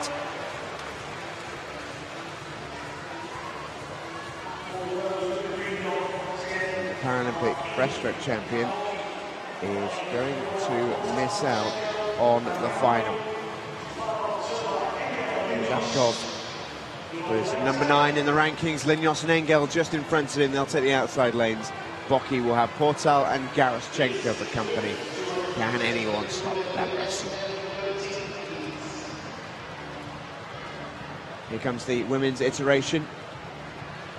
Women's 200-metre IM for the SN13 swimmers. Jones, Australia. Lukianenko, Russia. Myers, USA. Young, USA. Endrelak, Germany. And Zutslava of Belarus.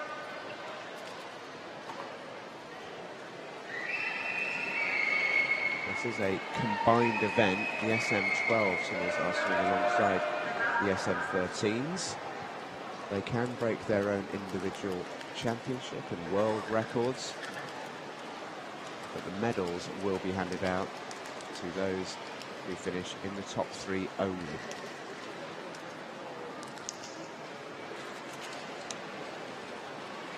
Looks like a problem with one of the blocks here. They're checking Rebecca Myers' start signal. She requires a light because she's hearing impaired, so they're just making sure that she can see it. But obviously it was under the board, and she's also got a vision impairment, so she couldn't see it. So all should be now well, and hopefully we can get the race underway shortly. That is the sort of cutting analysis that we're here for, Liz. Great spot.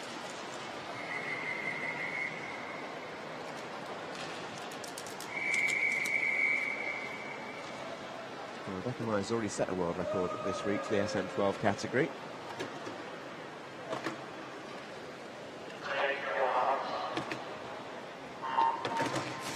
Yeah, Rebecca Myers started her week in emphatic fashion, winning that 400-meter freestyle and gaining a new S12 world record. It was already hers, so she did break it with the best time, which is all you can ask of these athletes at these major championships. But she's had a few other swims this week, but that's her best event, is the 400-meter freestyle. So she got off to a brilliant start, and she's going well here as well. She's a very, very strong fly swimmer. Enjoys the 200-meter individual medley.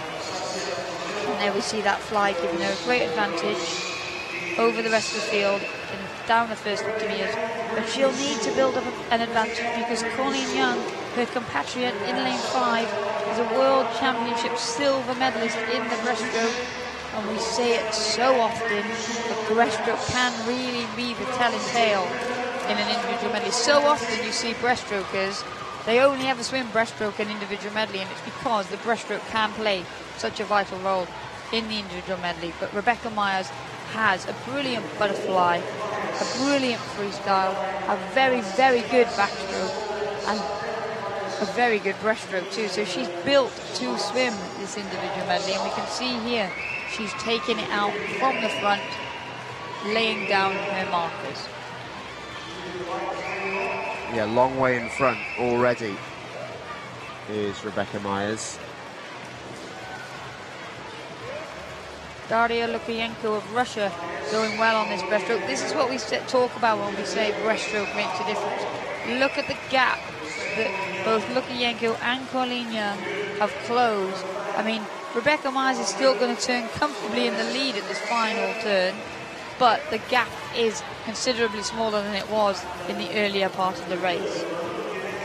Yeah, it was 4 seconds. It is now 2 seconds. As Myers comes for home on the freestyle. Colleen Young playing catch-up.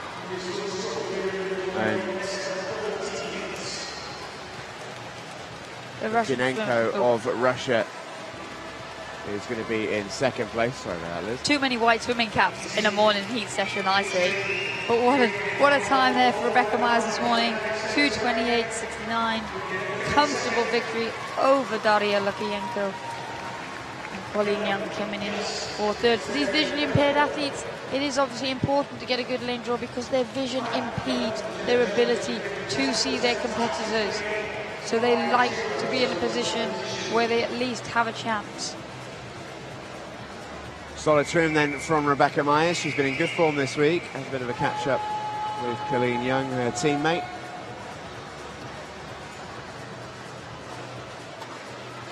Bit of a lane rope chat. First and third then for the Americans.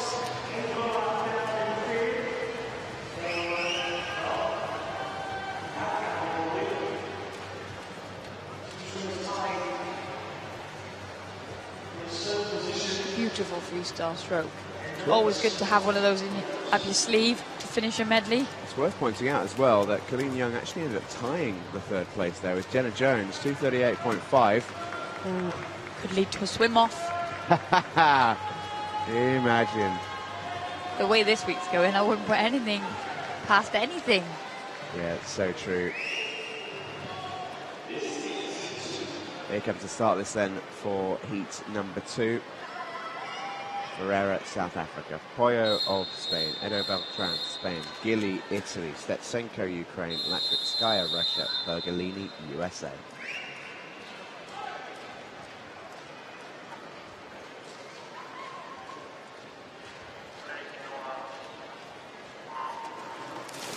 So just to confirm, if 5 athletes in this heat were to post quicker times than Colleen Young in the first heat, then there would be a swim off for that 8th place into the final.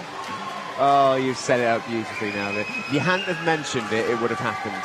I know. Well, I feel like we've had enough drama for this week, so, you know. But they're going well. Down this first length is the Fly Supremo, Carlotta Gilli for Italy. Also going well is Gia Pergeloni of America and the freestyle specialist Anastasenko of the Ukraine in lane 5. Clearly looks comfortable here, but Anastasenko having a brilliant backstroke leg. As we go, also going very well is Pergeloni of America. She had a brilliant start. She got on the podium here earlier in the week. So we know, again, we keep saying, but we know that these athletes are all coming in the form of their lives.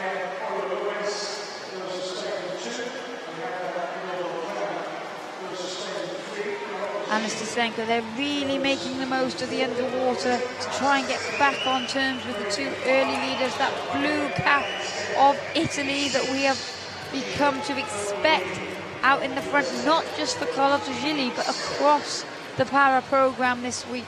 The Italians having a fantastic championships, built very well on the platform that they used from the Mexico 2017 World Championships. I know that their performance director, Ricardo, was a bit concerned that they weren't going to have the same success because of the depth and quality of athletes in this full World Championship program here in London this week, but that hasn't been the case at all. The Italians have risen to the challenge.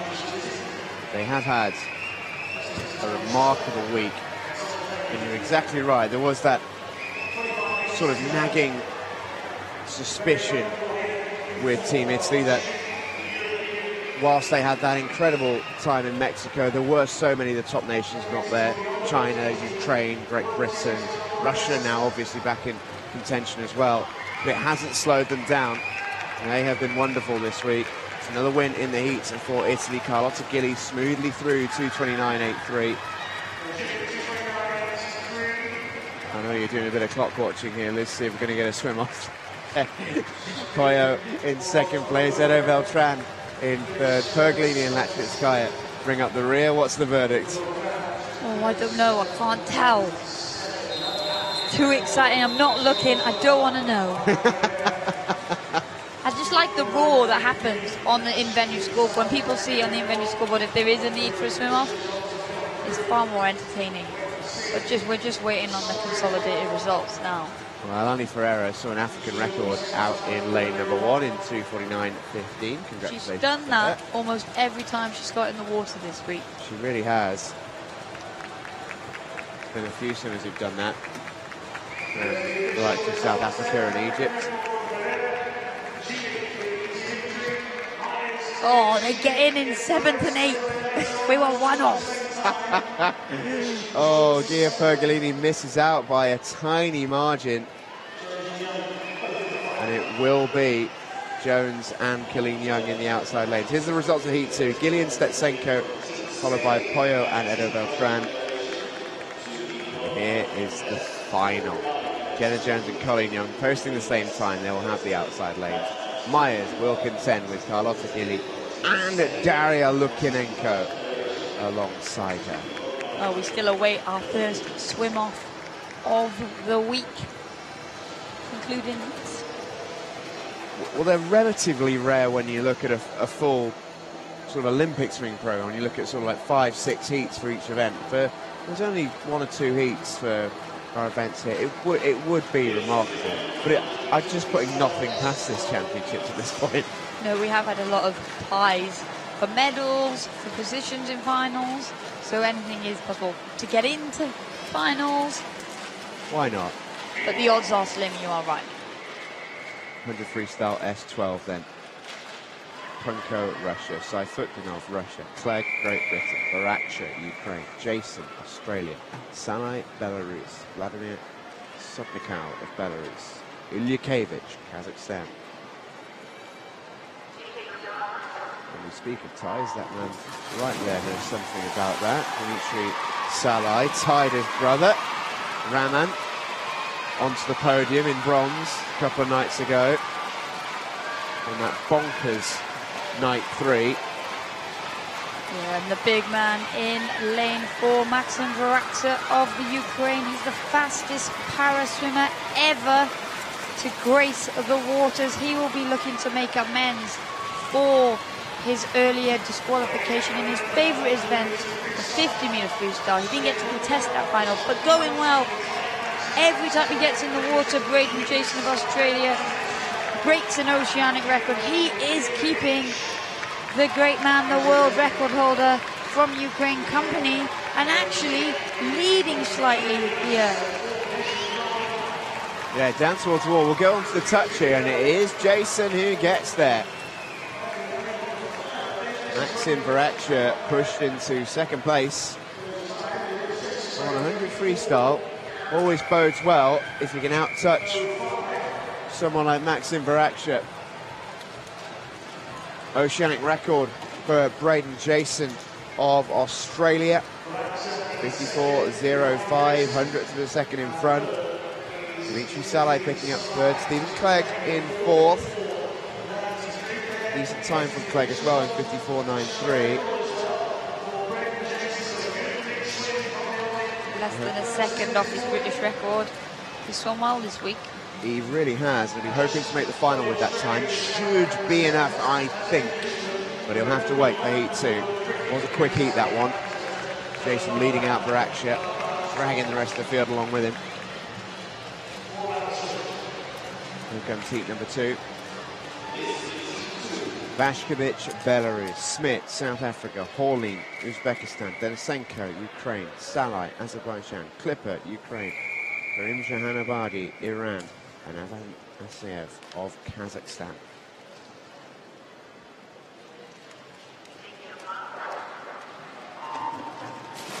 But the informed man this week across a range of events is Yaroslav Denisenko of the Ukraine, and that white cap there in lane 4, leading in the early part of the race. He's got company from Raman Salai of Azerbaijan, who got a brilliant bronze medal to tie with his brother, as we mentioned in the first heat. That was an incredible evening on day 3. We've talked about that several times. We've been blessed with brilliant races across the program, across the classifications, across the week at these World Championships. But here it is Denisenko who is in a commanding position. Yeah, don't think there's going to be too much doubt about Denisenko's presence in the final. Finishing very, very strongly, though, is Raman Salai of Azerbaijan. Denisenko is going to be able to hold him off. 53.91 is the time for Salai. Now for my money there, Liz Denisenko finished ahead of him, but we will wait for the official time to come through. I've had a couple of gremlins in the machine this morning. We'll take a look back at Yaroslav Denisenko's swim. It is now updated inside the venue. He does take the win, 53.37, 0.6 of a second ahead.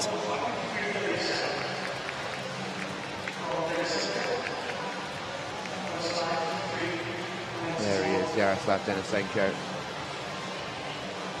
And he is quickest through to the final this evening.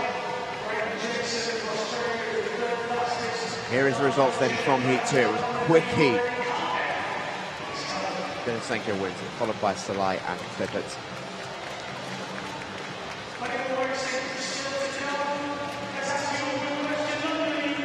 And here's the final in the S12. Stephen Clegg will have a lane. And therefore, Liz, He's got a chance. Yaroslav Denisenko goes in lane 4. Raman Salai and Braden Jason will accompany him. Maxim Varacha will go from lane 3. There's a dangerous man to have on your outside. Stephen Clegg right on the outside will do his best to get himself in with a shout at getting on the podium.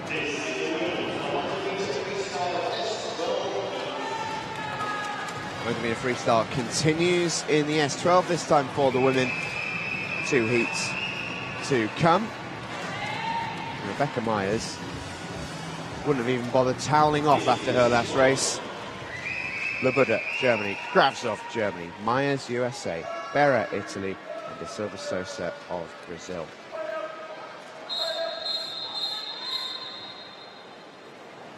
Well, we know Rebecca Myers is swimming along pretty well. We've just watched her go in the 200-metre medley. Her freestyle looked good.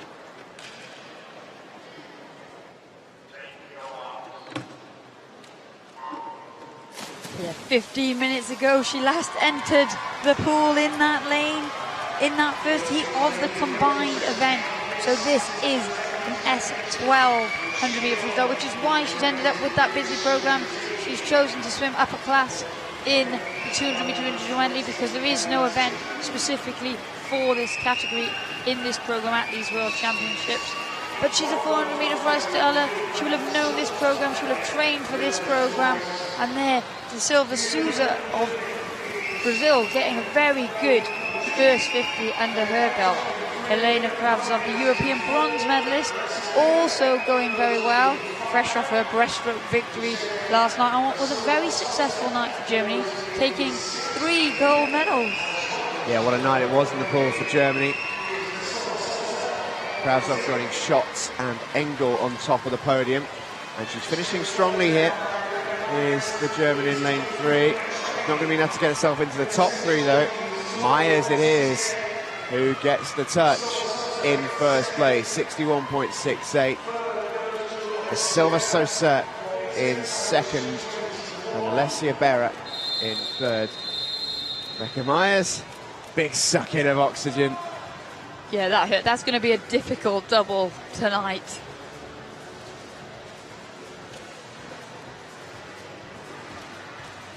There's no question that will have taken a little bit out of Rebecca Myers. Usually in the, well, after the 200 IM, she looked smooth, she looked controlled, but getting straight back all the way around, back through the call room and into the water for the hundreds. Yeah, she won't have had time to rest. Like, she won't have had time to swim down.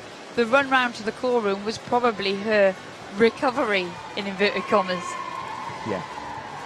There's results of heat 1 then, rather. Rebecca Myers does indeed win it. Impressive 15 minutes from the American. De Silva Souza looked really good with 62.19 in second. Alessia Berra getting in front of Helena Kravtsov in third. Not too many athletes to lose for this one. 5 swimmers in heat 1. We've got 6 in heat 2. Pejotero of Argentina, Delgado of Spain, Gomez, Santiago, Brazil, Krivshina, Russia, Latritskaya, Russia, Chimbakova, Kazakhstan. Only 3 athletes to lose then.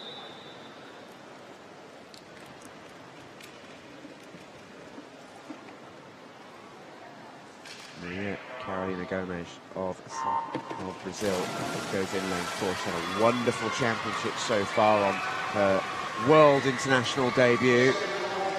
Yeah, and the 3 medalists from the 50-meter freestyle event earlier in the week occupy lanes 4, 5 and 6, and that was the order that they appeared on the podium, with Gomez Santiago winning gold ahead of Krivshina of Russia by 1/100th of a second. And here we see the Brazilian yellow hat getting tapped into the wall, currently 1/4 of a second up on Anna Krivshina, who will be looking to try and get revenge for that victory earlier in the week. With Delgado Nadal of Spain going very well. She's the World Championship silver medalist from those championships in 2017 in Mexico. But here now it is Gomez Santiago and Krivshina coming in to take first and second. Yeah, Krivshina cruises home.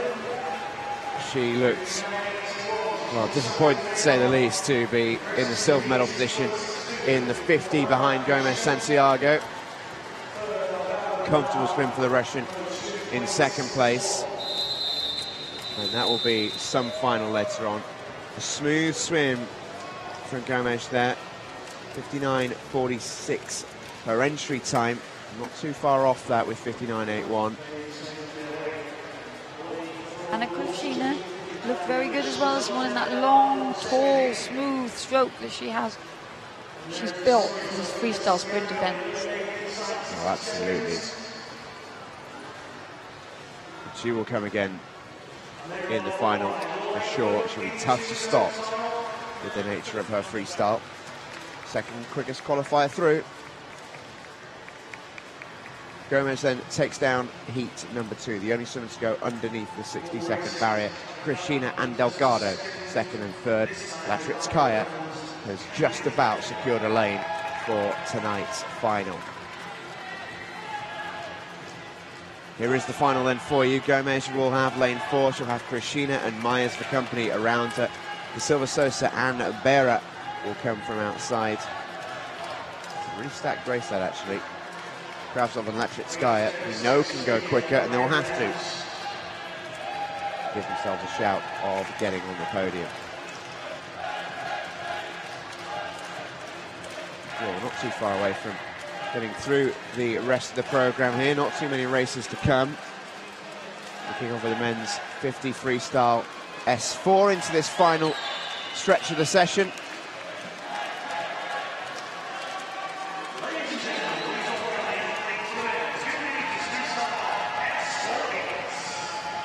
And here is the start list for heat number 1.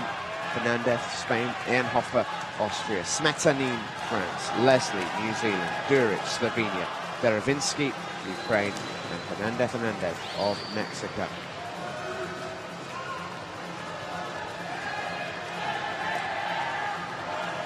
Darko Duric, very, very well supported. Personalised t-shirts, 2 Slovenian flags as well.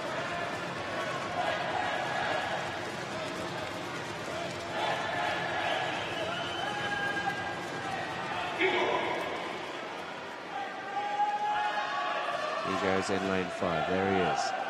Very well backed in this 50-metre race. Yeah, his supporters making a lot of noise here.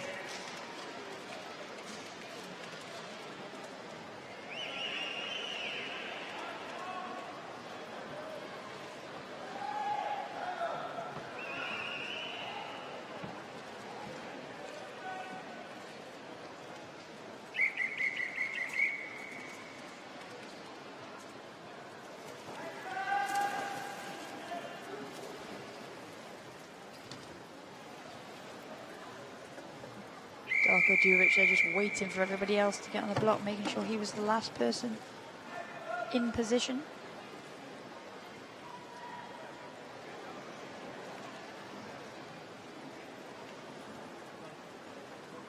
It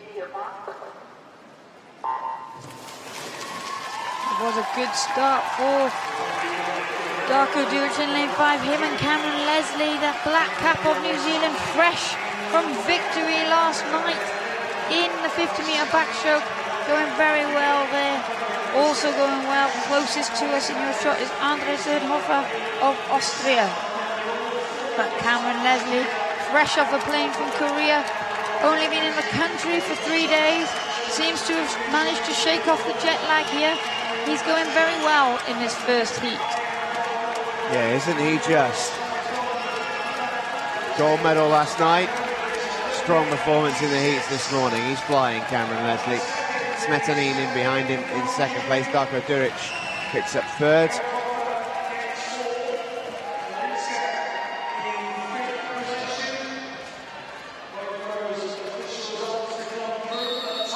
Good strength for the Kiwi.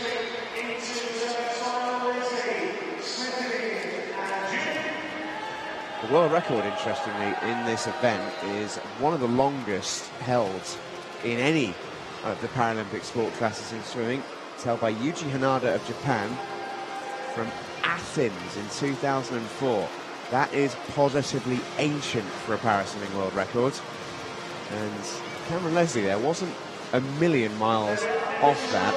And coming up in Heat 2 is Hanada's fellow countryman Takayuki Suzuki, who has gone very close to that already this year. We'll keep an eye on it. Cameron Leslie then quickest through in Heat 1. Smetanin and Duric will make the final as well, barring anything truly spectacular in Heat 2.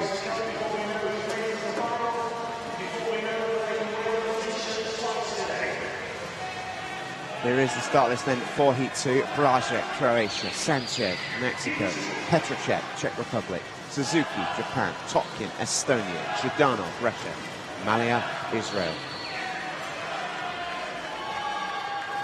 Zhidanov out in lane 6, which is something of an outlier. Swam 2 world records this week already. Keep an eye on him.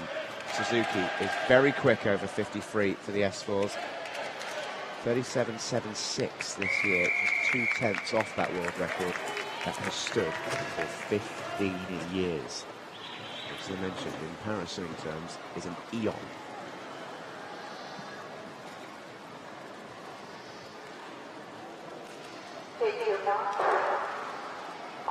Loaded race, this one, Liz. Yeah, and Malia of Israel at the top of your shot. He's seen his twin brother in record-breaking form this week, and he'll be looking to do some personal best times as well. But the fight for the medals is likely to come from the middle lanes, and Taka Suzuki got off to, by his standards, a disappointing start. He swam well, but he was disappointed to take silver in the 100 metres early week, but he's bounced back well with some personal best times, and he really is in a position to challenge for the World Championship title tonight, but also that world record. Yeah, got off to a poor start, but he's still gone 37.98. If he can sort that start out, Suzuki, he's in with a shout. Very smoothly through in the end once he got up into his stroke. Second place going to Roman Zhdanov, 40.03. Milos Petrocek picking up third. Well, we saw Petrocek make big gains from heats to finals in his other events earlier this week, and Taka Suzuki looked very comfortable there when he came into the wall in that winner's shot. So again, a loaded final, a dangerous final, and could that world record finally go? So rare to see a world record still standing from Athens. That is such an old world record. Cannot stress that enough. I think that's the only world record I've seen this week that's still standing from Athens. Yeah, remember your first introduction, we saw on that day one, that Sydney world record, but that was a female one, so remember? Very true. But day one seems a long time ago, Liz. Speaking of a long time ago, here comes the final then for S4. Suzuki will qualify in lane 4. You'll have Leslie and Zhdanov and Petrocek for company. Smetany went well as well this morning. He'll have a decent lane somewhere in the middle.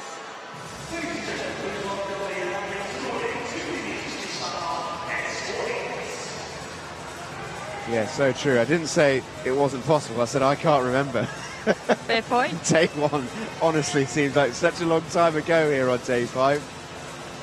So much has happened. Yeah, it's a good job me and Liz are taking notes all the way through, otherwise we'd have no idea by the end.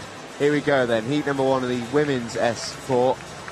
It is Conradi of Germany, Aceves Perez Mexico, Vaya of Mexico, Gabdelina Kazakhstan, Trimi Italy, Peng China, Stanatopoulou Greece, Safonova Ukraine, and Michkova Czech Republic.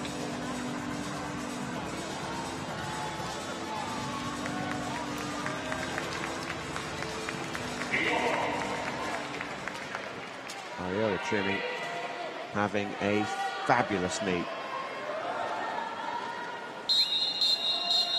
Been one of the stars of the competition so far.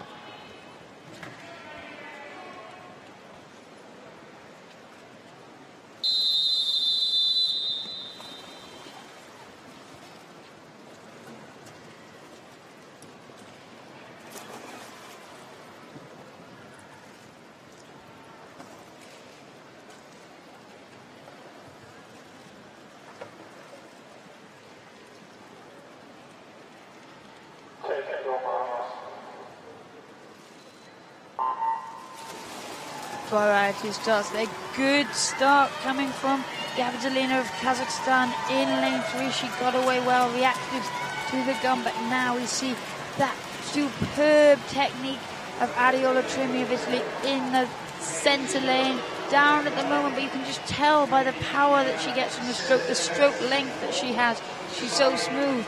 She will be trying to rein in Peng Qiping of China, who's got that higher stroke rate. Going well also. One lane up is backstroke medalist Alexandra Stanatopoulou of Greece. These three athletes are doing very well this morning. Gabdelina using the advantage of that early start to take the 4th position in that heat. But Ariola Trimi there, she always looks so comfortable just because her stroke is so effective. Yeah, we talked a little bit this morning about stroke rates and that sort of thing. It does just come down to technique at the end of the day. And Trini's is so graceful, but almost subtly powerful as well. Yeah, Looks so easy for her, but she pulls back so much water as she does it. Yeah, she doesn't rush it. And the thing to remember as well is it might look easy, but for these lower class athletes, they're still sprinting. That's still as fast as they can possibly go. They are generating the most power that their bodies have available to them. I think for Ariola Trimi, one of the reasons it does look so easy is because it's just so aesthetically pleasing. Yeah, for sure.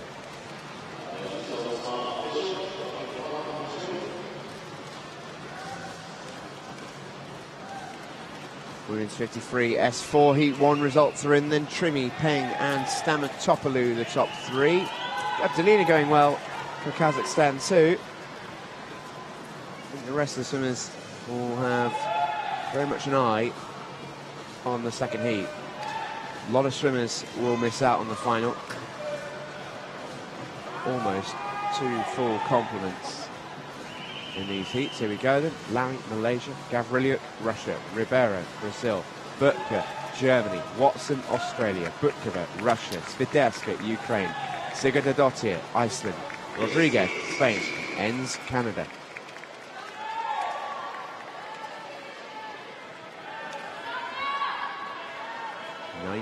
Swimmers over 2 heats, only 8 finalists.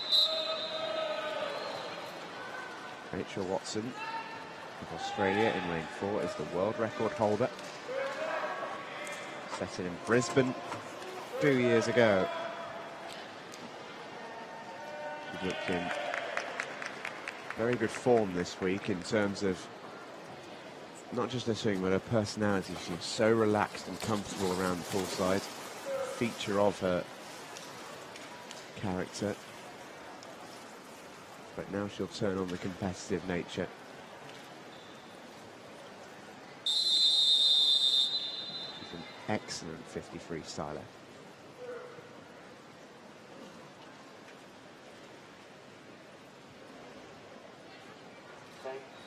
Take your marks. There we see Ribeiro of Brazil in lane 2 and Gina Boccia of Germany in lane 3 using the diving block to get them up and away. Everyone else starting in the water, and Rachel Watson so effectively pushes up with her hand and then gets up and into that incredibly quick stroke rate. There we see, in contrast to the stroke that we saw win the first heat, here we see her head is down. She's really going for it here. You can tell she's sprinting. And she really is the class of this heat as she comes into the final 5 meters to take victory of heat number 2. That was really, really strong from Watson. I think she's had this happen to her a couple of times this week where her time hasn't registered. Yeah, it tends to happen in the same lane, and Rachel Watson's quite often in lane number 4. Well, she'll have to wait. Butkova coming in behind her in second. Burtka having a good race, finishing third. And this is a combined event, so the athlete in lane number 9 who's still swimming coming now, Nikita N. She is an S3 swimmer for Canada, and before her accident, when she was 25 years old, she cycled across America in 32 days. Could you do it in 32 days? I couldn't do it in 32 weeks, Liz. Fair point, well made. So very... Cheers for the support. Very resilient character. It's impressive, isn't it? Yeah, incredible story. One of many that we know grace the Paris Swing World Championships. Rachel Watson's time is eventually in 39.86, is very decent indeed.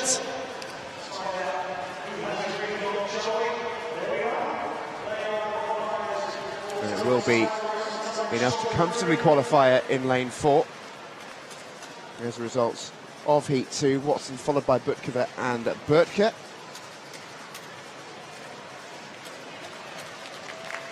Swiderska and Ribeiro a little bit further back. And here's the final Watson will be joined by Trini and Peng alongside her. Stamatopoulos also from Heat 1 qualifying quickly through.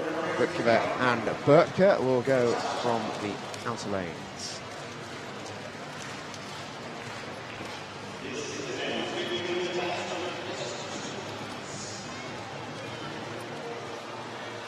Here comes the men's 50 metres backstroke S2.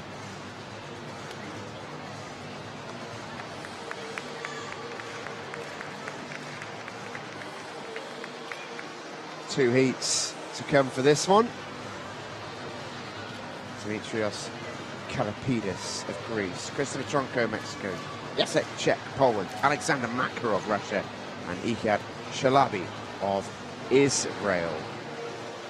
Makarov has been flying for this meet. 2 gold medals already for the Russian.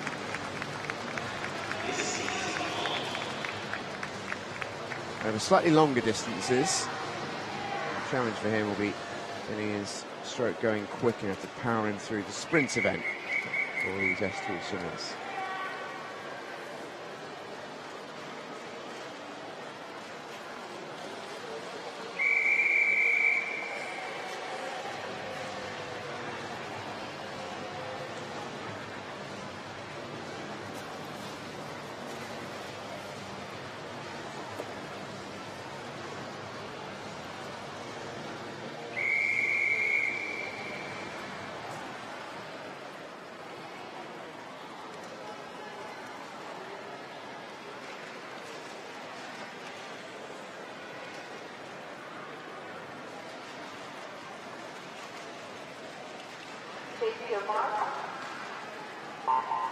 And there we see a range of starts. Some athletes being held by their feet. Christopher Tronco of Mexico in lane 3, holding a thread by his teeth to get the maximum push-off of that leg there. We can see him whipping that kick leg to give himself the best opportunity. We see him dive well in the freestyle events, but in this backstroke event, he's using that start to his advantage, as well as now European silver medalist Czech of Poland utilizes that double arm backstroke to overhaul the early leader. And now it is Alexander Makarov who's building speed throughout this race in that single arm. So 3 contrasting strokes here in your picture at the moment, but Makarov trying to build through these finishing stages of the race to try and catch Czech of Poland. Here they come then towards the wall, and it will go very close here. I think Jacek Czech is just going to get there. He does. 60.86 for the pole.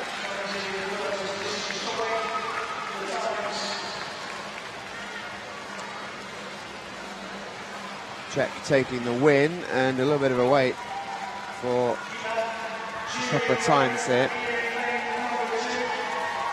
Dimitrios Kalapidis, a Greece, the S1 swimmer, coming in lane 2 just below us.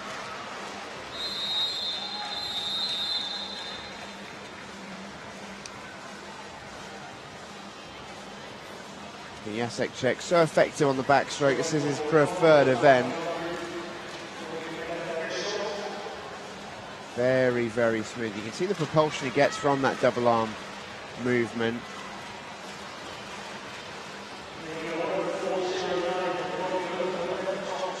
It's not the smoothest in terms of constant motion, but it's almost that he propels himself bit by bit down the pool. Yeah, and that power launch, as you call it, stops your whole body sinking. It enables a bigger movement, especially when you've got so much drag from a high-level impairment. So there are the results. Jacek Czech picks up the victory in Heat 1. Alexander Makarov in second place. Christopher Tronco of Mexico with third.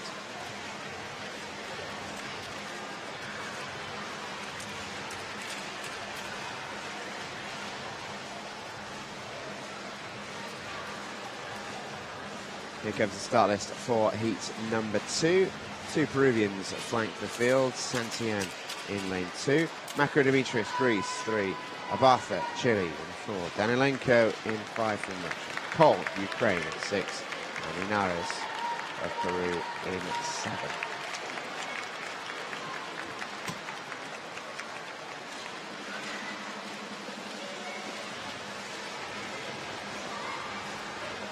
Here is Vladimir Danilenko.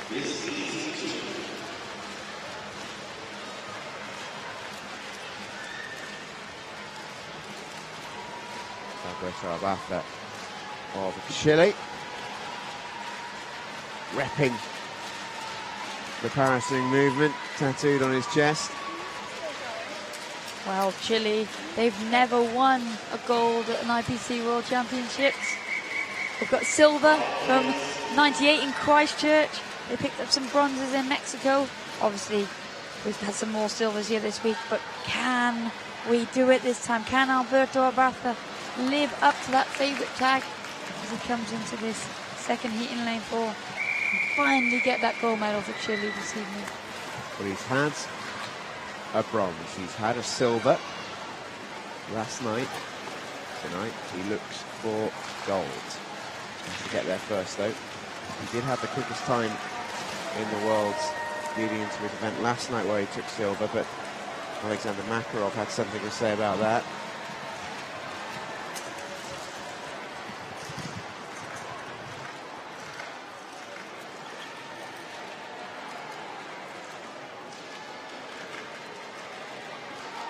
Good to see a fair few South Americans in this one. 2 Peruvians, Santi and Linares. All athletes in this heat being held at their feet at the start. As long as one part of your body is touching the wall when the start signal goes, that is completely legal. This is a combined event, just to remind everybody. And the only S1 swimmer is Anton Kohl of Ukraine in lane 6. Everybody else is in the S2 category here. And we do see Abaza of Chile going very well in that white cap on the right of the screen. But he has company from Vladimir Danilenko of Russia, who's in superb form this week.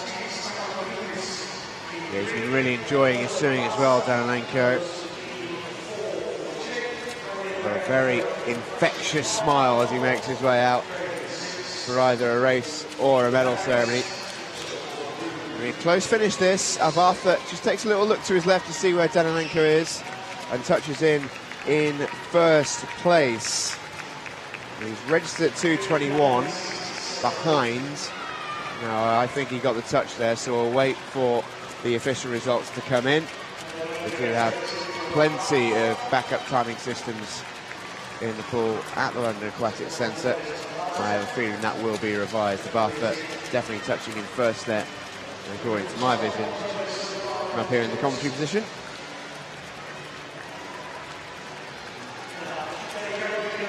Abaza has now been granted the victory on the in-venue scoring system. 59.18, that confirmed time. Half a second in front of Vladimir Danilenko. Good swim from him in the heats. Is this going to be Chile's golden moment later on tonight? Well, he's had a few opportunities this week. He's been top of the world rankings in a number of events this year. And this so far is his most promising heat swim. Wouldn't that be great? Another new national anthem this week. You become something of an anthem aficionado when you do this job, don't you? Yeah. You a fan of the Chilean national anthem? I like them all.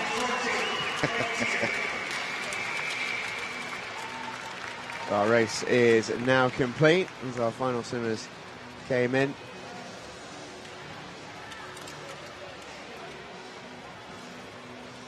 There's David Linares of Peru finishing the race.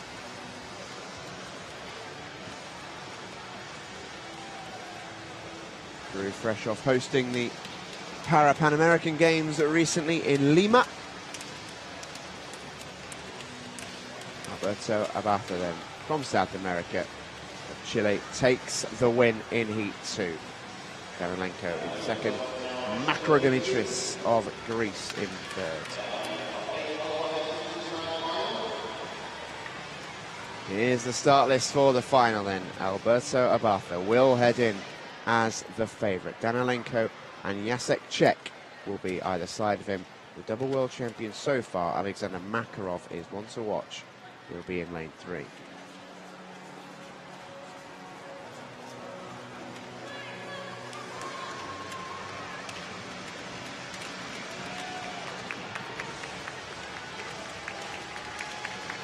Well, the men's S11 class is giving us some absolutely incredible races.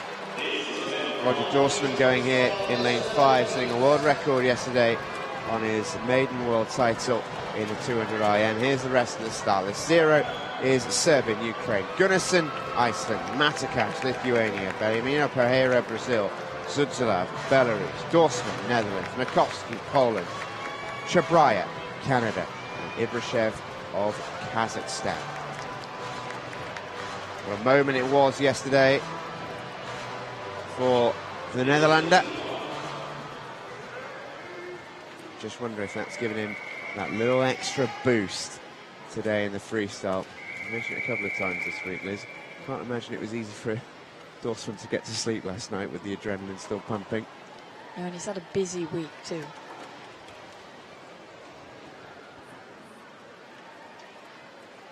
Someone we know who's very, very quick on the freestyle in this class is Wendell Bellarmino Pereira of Brazil. And he gets a great start in lane 3. Yeah, Zudzelav of Belarus in lane 4. He is the European champion, but we saw in the 50 freestyle Wendell Bellarmino Pereira come from nowhere. He was way down and surprised everybody, but not surprising everyone here. He's a body length up. Obviously, these athletes won't know that. None of them can see. They are all totally blind, wearing blacked out goggles, so that even if they do have light to dark perception, then that advantage is negated. And we see Pereira Bano doing very well here in that yellow cap of Brazil. And behind him, also going well, in lane 6 is Makovsky of Poland. He does have such an incredible freestyle, Bellarmino Pereira of Brazil, doesn't he? Absolutely rapid. We saw this at the back end of the medley in the heats yesterday. He made up ground of about 15-20 metres on the rest of the field. 59.71 is a big time. Quickest time he's swam this year. Really, really good race from Bellarmino Pereira. He finished up in first. Second place going to Makovsky of Poland. Roger Dorsman in third for the Netherlands. What a great shot there as the Brazilian enters the water, and he led from start to finish. What he did really well, which is difficult for these S11 swimmers, is swimming a straight line the entire way. There was no getting caught on the lane rope, and that can often be what it comes down to for these S11 athletes. Yeah, he's going to be tough to stop tonight. There's a lot of competition in this class, though, as we're about to see in our second heat. The goggle check is just about to take place. There we see Wendell Bellarmino Pereira getting his check. The officials will see if there's any scratches, any cracks in them. And a big smile on his face tells us all we need to know, that he is safely passing those tests.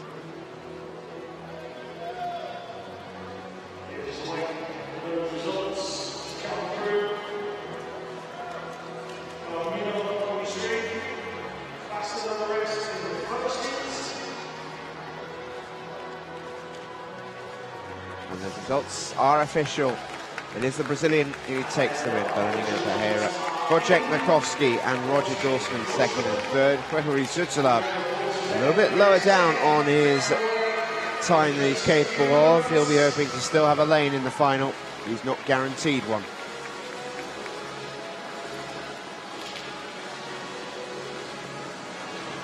Here comes the start list in Heat 2. All 10 lanes occupied. Menezes, Portugal. Smichka, Czech Republic.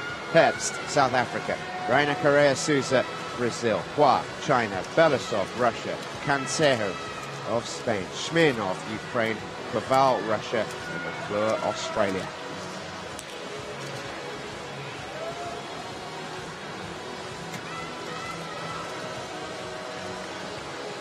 Hua and Belasov, lanes 4 and 5, both entering with times in the sub-60 region this year. We saw in number 1, doesn't take a lot to move an S11 swimmer back. This is still have the second quickest in the world rankings, ended up in 4th position in Heat 1.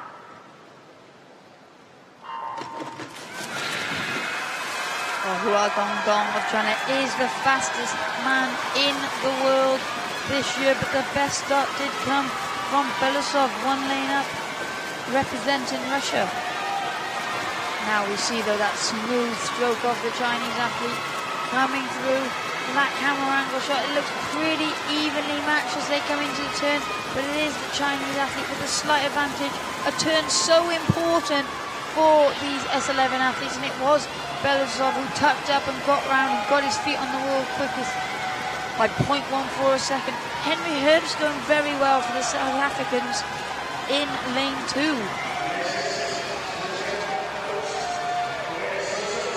It's neck and neck now as we come into the closing stages. Hardly anything in it for the two athletes in the lead.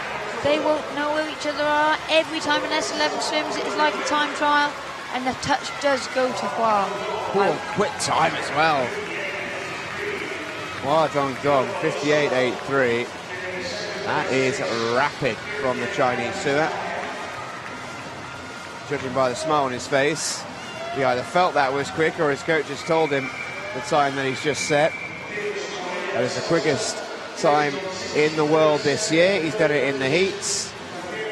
Kirill Belousov could have owned that title if Hua didn't go so quickly. The pair of them looking really, really good in the heat this morning. Yeah, that second heat lived up to its billing. It was fast. It's almost as if they set up an agreement beforehand to each take the separate lane ropes and just go as quickly as possible. They didn't swim on top of each other once in that race. Yeah, it's true, and that can make such a difference, and that's why heat swimming is very different for S11s to any other category, because they do really just have to go for it. So we'll often see in the finals that the times don't relate to the heats that the heat swims that were posted in the morning. There's so many variables.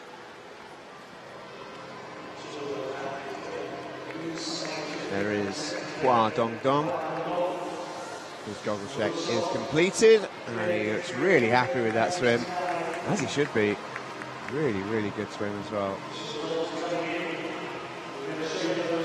There are the results confirmed. 58.83 for Hua. Kirill Belousov second, and it's the Brazilian Mateus Rana Correa Souza in third. An oceanic record all the way back in 10th place for Jeremy McClure. It's not just those swimmers in the middle lanes that are having amazing meets. Here we go then, this is your start list for the final. Viktor Smirnov there again, he takes an outside lane. Hua Dong, Kirill Belousov and Wendell Bellarmino Pereira. An all-star lineup in those three central lanes. That is going to be a great battle later on.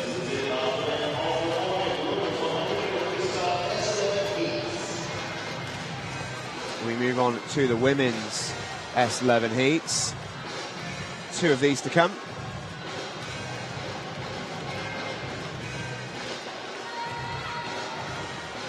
Here to start this for Heat 1. Polikarpova, Russia. Shevchenko, Russia. Bedubna, Ukraine. Kai, China. Ishiura, Japan. Kashevich, Belarus.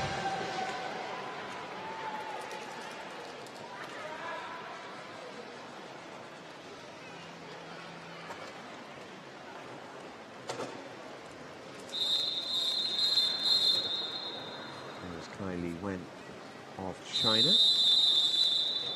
Familiar look of Marina Podubna, swimming cap over the goggles.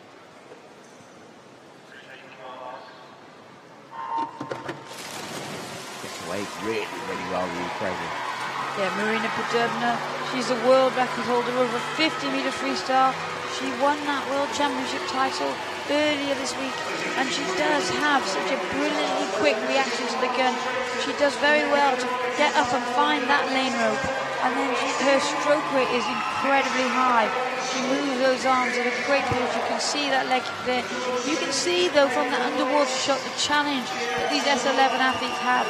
It's very difficult to be able to keep your head still, which is what is taught in textbook freestyle, but it's very difficult to be able to keep your head completely still in the water when you have no reference point, really, to where it is. The challenges that these athletes in the S11 category face are endless, but they cope so well. And here we can see now Padubna moving across the other lane rope, and that is a challenge. She actually did it quite smoothly, but sometimes these athletes can get very disorientated if they get off course at any point. Here comes a tap, there goes the touch. That is a good swim from Marina Padubna. 69.27. She can go quicker than that. I would wager she will go quicker than that a little bit later on. That was a bit of a cruiser from Padubna.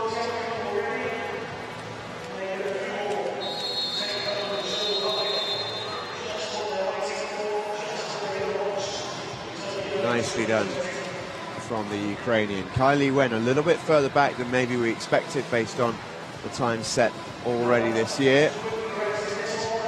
13.29 for the Chinese back in second place.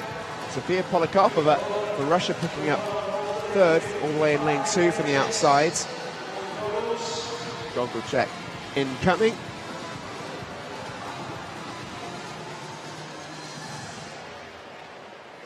There you see different tapping sticks being used. You saw the bend there in the one that Padubna utilises. Yeah, she seems to get a fair whack every time, doesn't she? Yes, she does. I suppose you need it though when you're in the zone and you're going that quickly.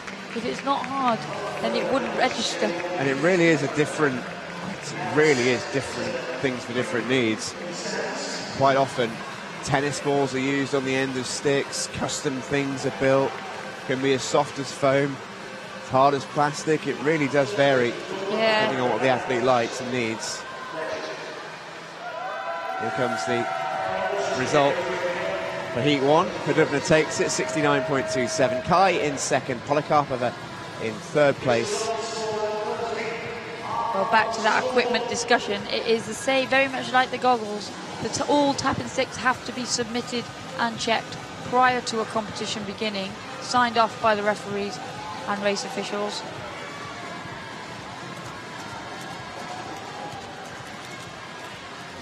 Here comes the start list then for Heat 2. Tkachuk, Ukraine. Zhang, China. Brunsma, Netherlands. Lee, China. Alcazar Figueroa, Mexico. Platonova, Slovakia. And here is your new world record holder in the 200 metres individual medley. And the Dutch are all in supporting the setter Brunsma. She owns the world record in this event as well. It could be a very, very good couple of days for this wonderful Dutch swimmer. She has got competition though either side of her. Li Guizhi of China is quick, so to her teammate Zhang Xiaotong, who's run very well in the medley yesterday. Yeah, the two in-form medley swimmers in the centre lanes there. Brilliant freestyle leg from Brunsma to make up the deficit that she had built up from breaststroke specialist Zhang, who's swimming in lane 3 here today. But Brunsma, we saw from that freestyle, she was way down. She had a clatter with the lane rope earlier in the 200 metre individual medley, so she'd left herself with a lot of work to do. But in the end, she put in a super freestyle leg and won in considerably convincing fashion. So we know that if she gets everything right here, this could go very, very well indeed for Lisette Brunsma this evening. But it is a case of finding that lane rope. So often she spends a lot of time in the middle of the pool, which is good, but so then it does lend itself to the fact that she goes off course sometimes. But she's looking fantastic here this morning. Yeah, full of confidence, full of vigour. Quick time. That's a very quick time for a heat. Seta Brunsma, 105.96, less than a second off world record pace. She's flying this week. She can hear the support of her family and friends up in the stands.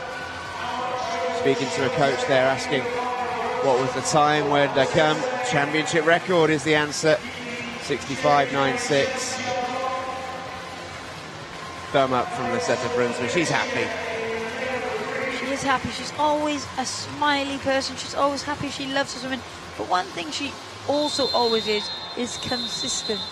Her timings in the mornings and evenings, she's very consistent, competition to competition.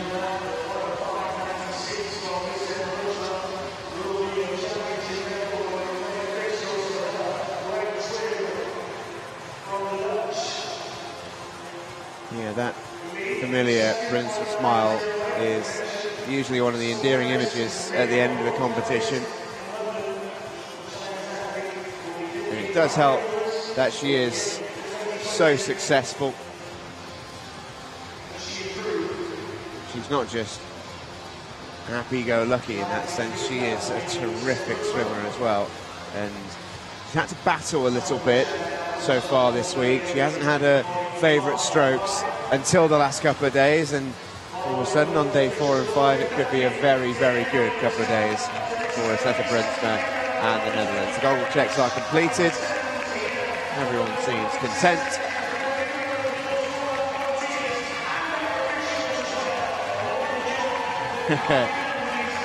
Well, she obviously can't see the custom banners, Lisetta Brunswick, and I'm sure her coach is telling her all about them. She really is so well supported. Championship record in the heats, you can see why. She goes through to the final rather, this evening in pole position. Lee Guishi and Katarina Tkachuk going well in there as well. 4 swimmers missing out on the final. And here that final is Brunswick in lane 4. She'll have Lee and Podubna either side of her, Tkachuk and Kai in the outside lanes. Well, Liz, that'll do us for another morning. What a morning it has been. Plenty of races set up for this evening on what we're going to call Sprinters Friday. Loads of 50s to come on this Friday evening in East London. Here are some of the best bits from this morning. It entertained us and it whetted the appetite for this evening. Me and Liz will be back at 6 o'clock. We will see you then for some more world-class para swimming on day number 4 of this World Para Swimming Championships.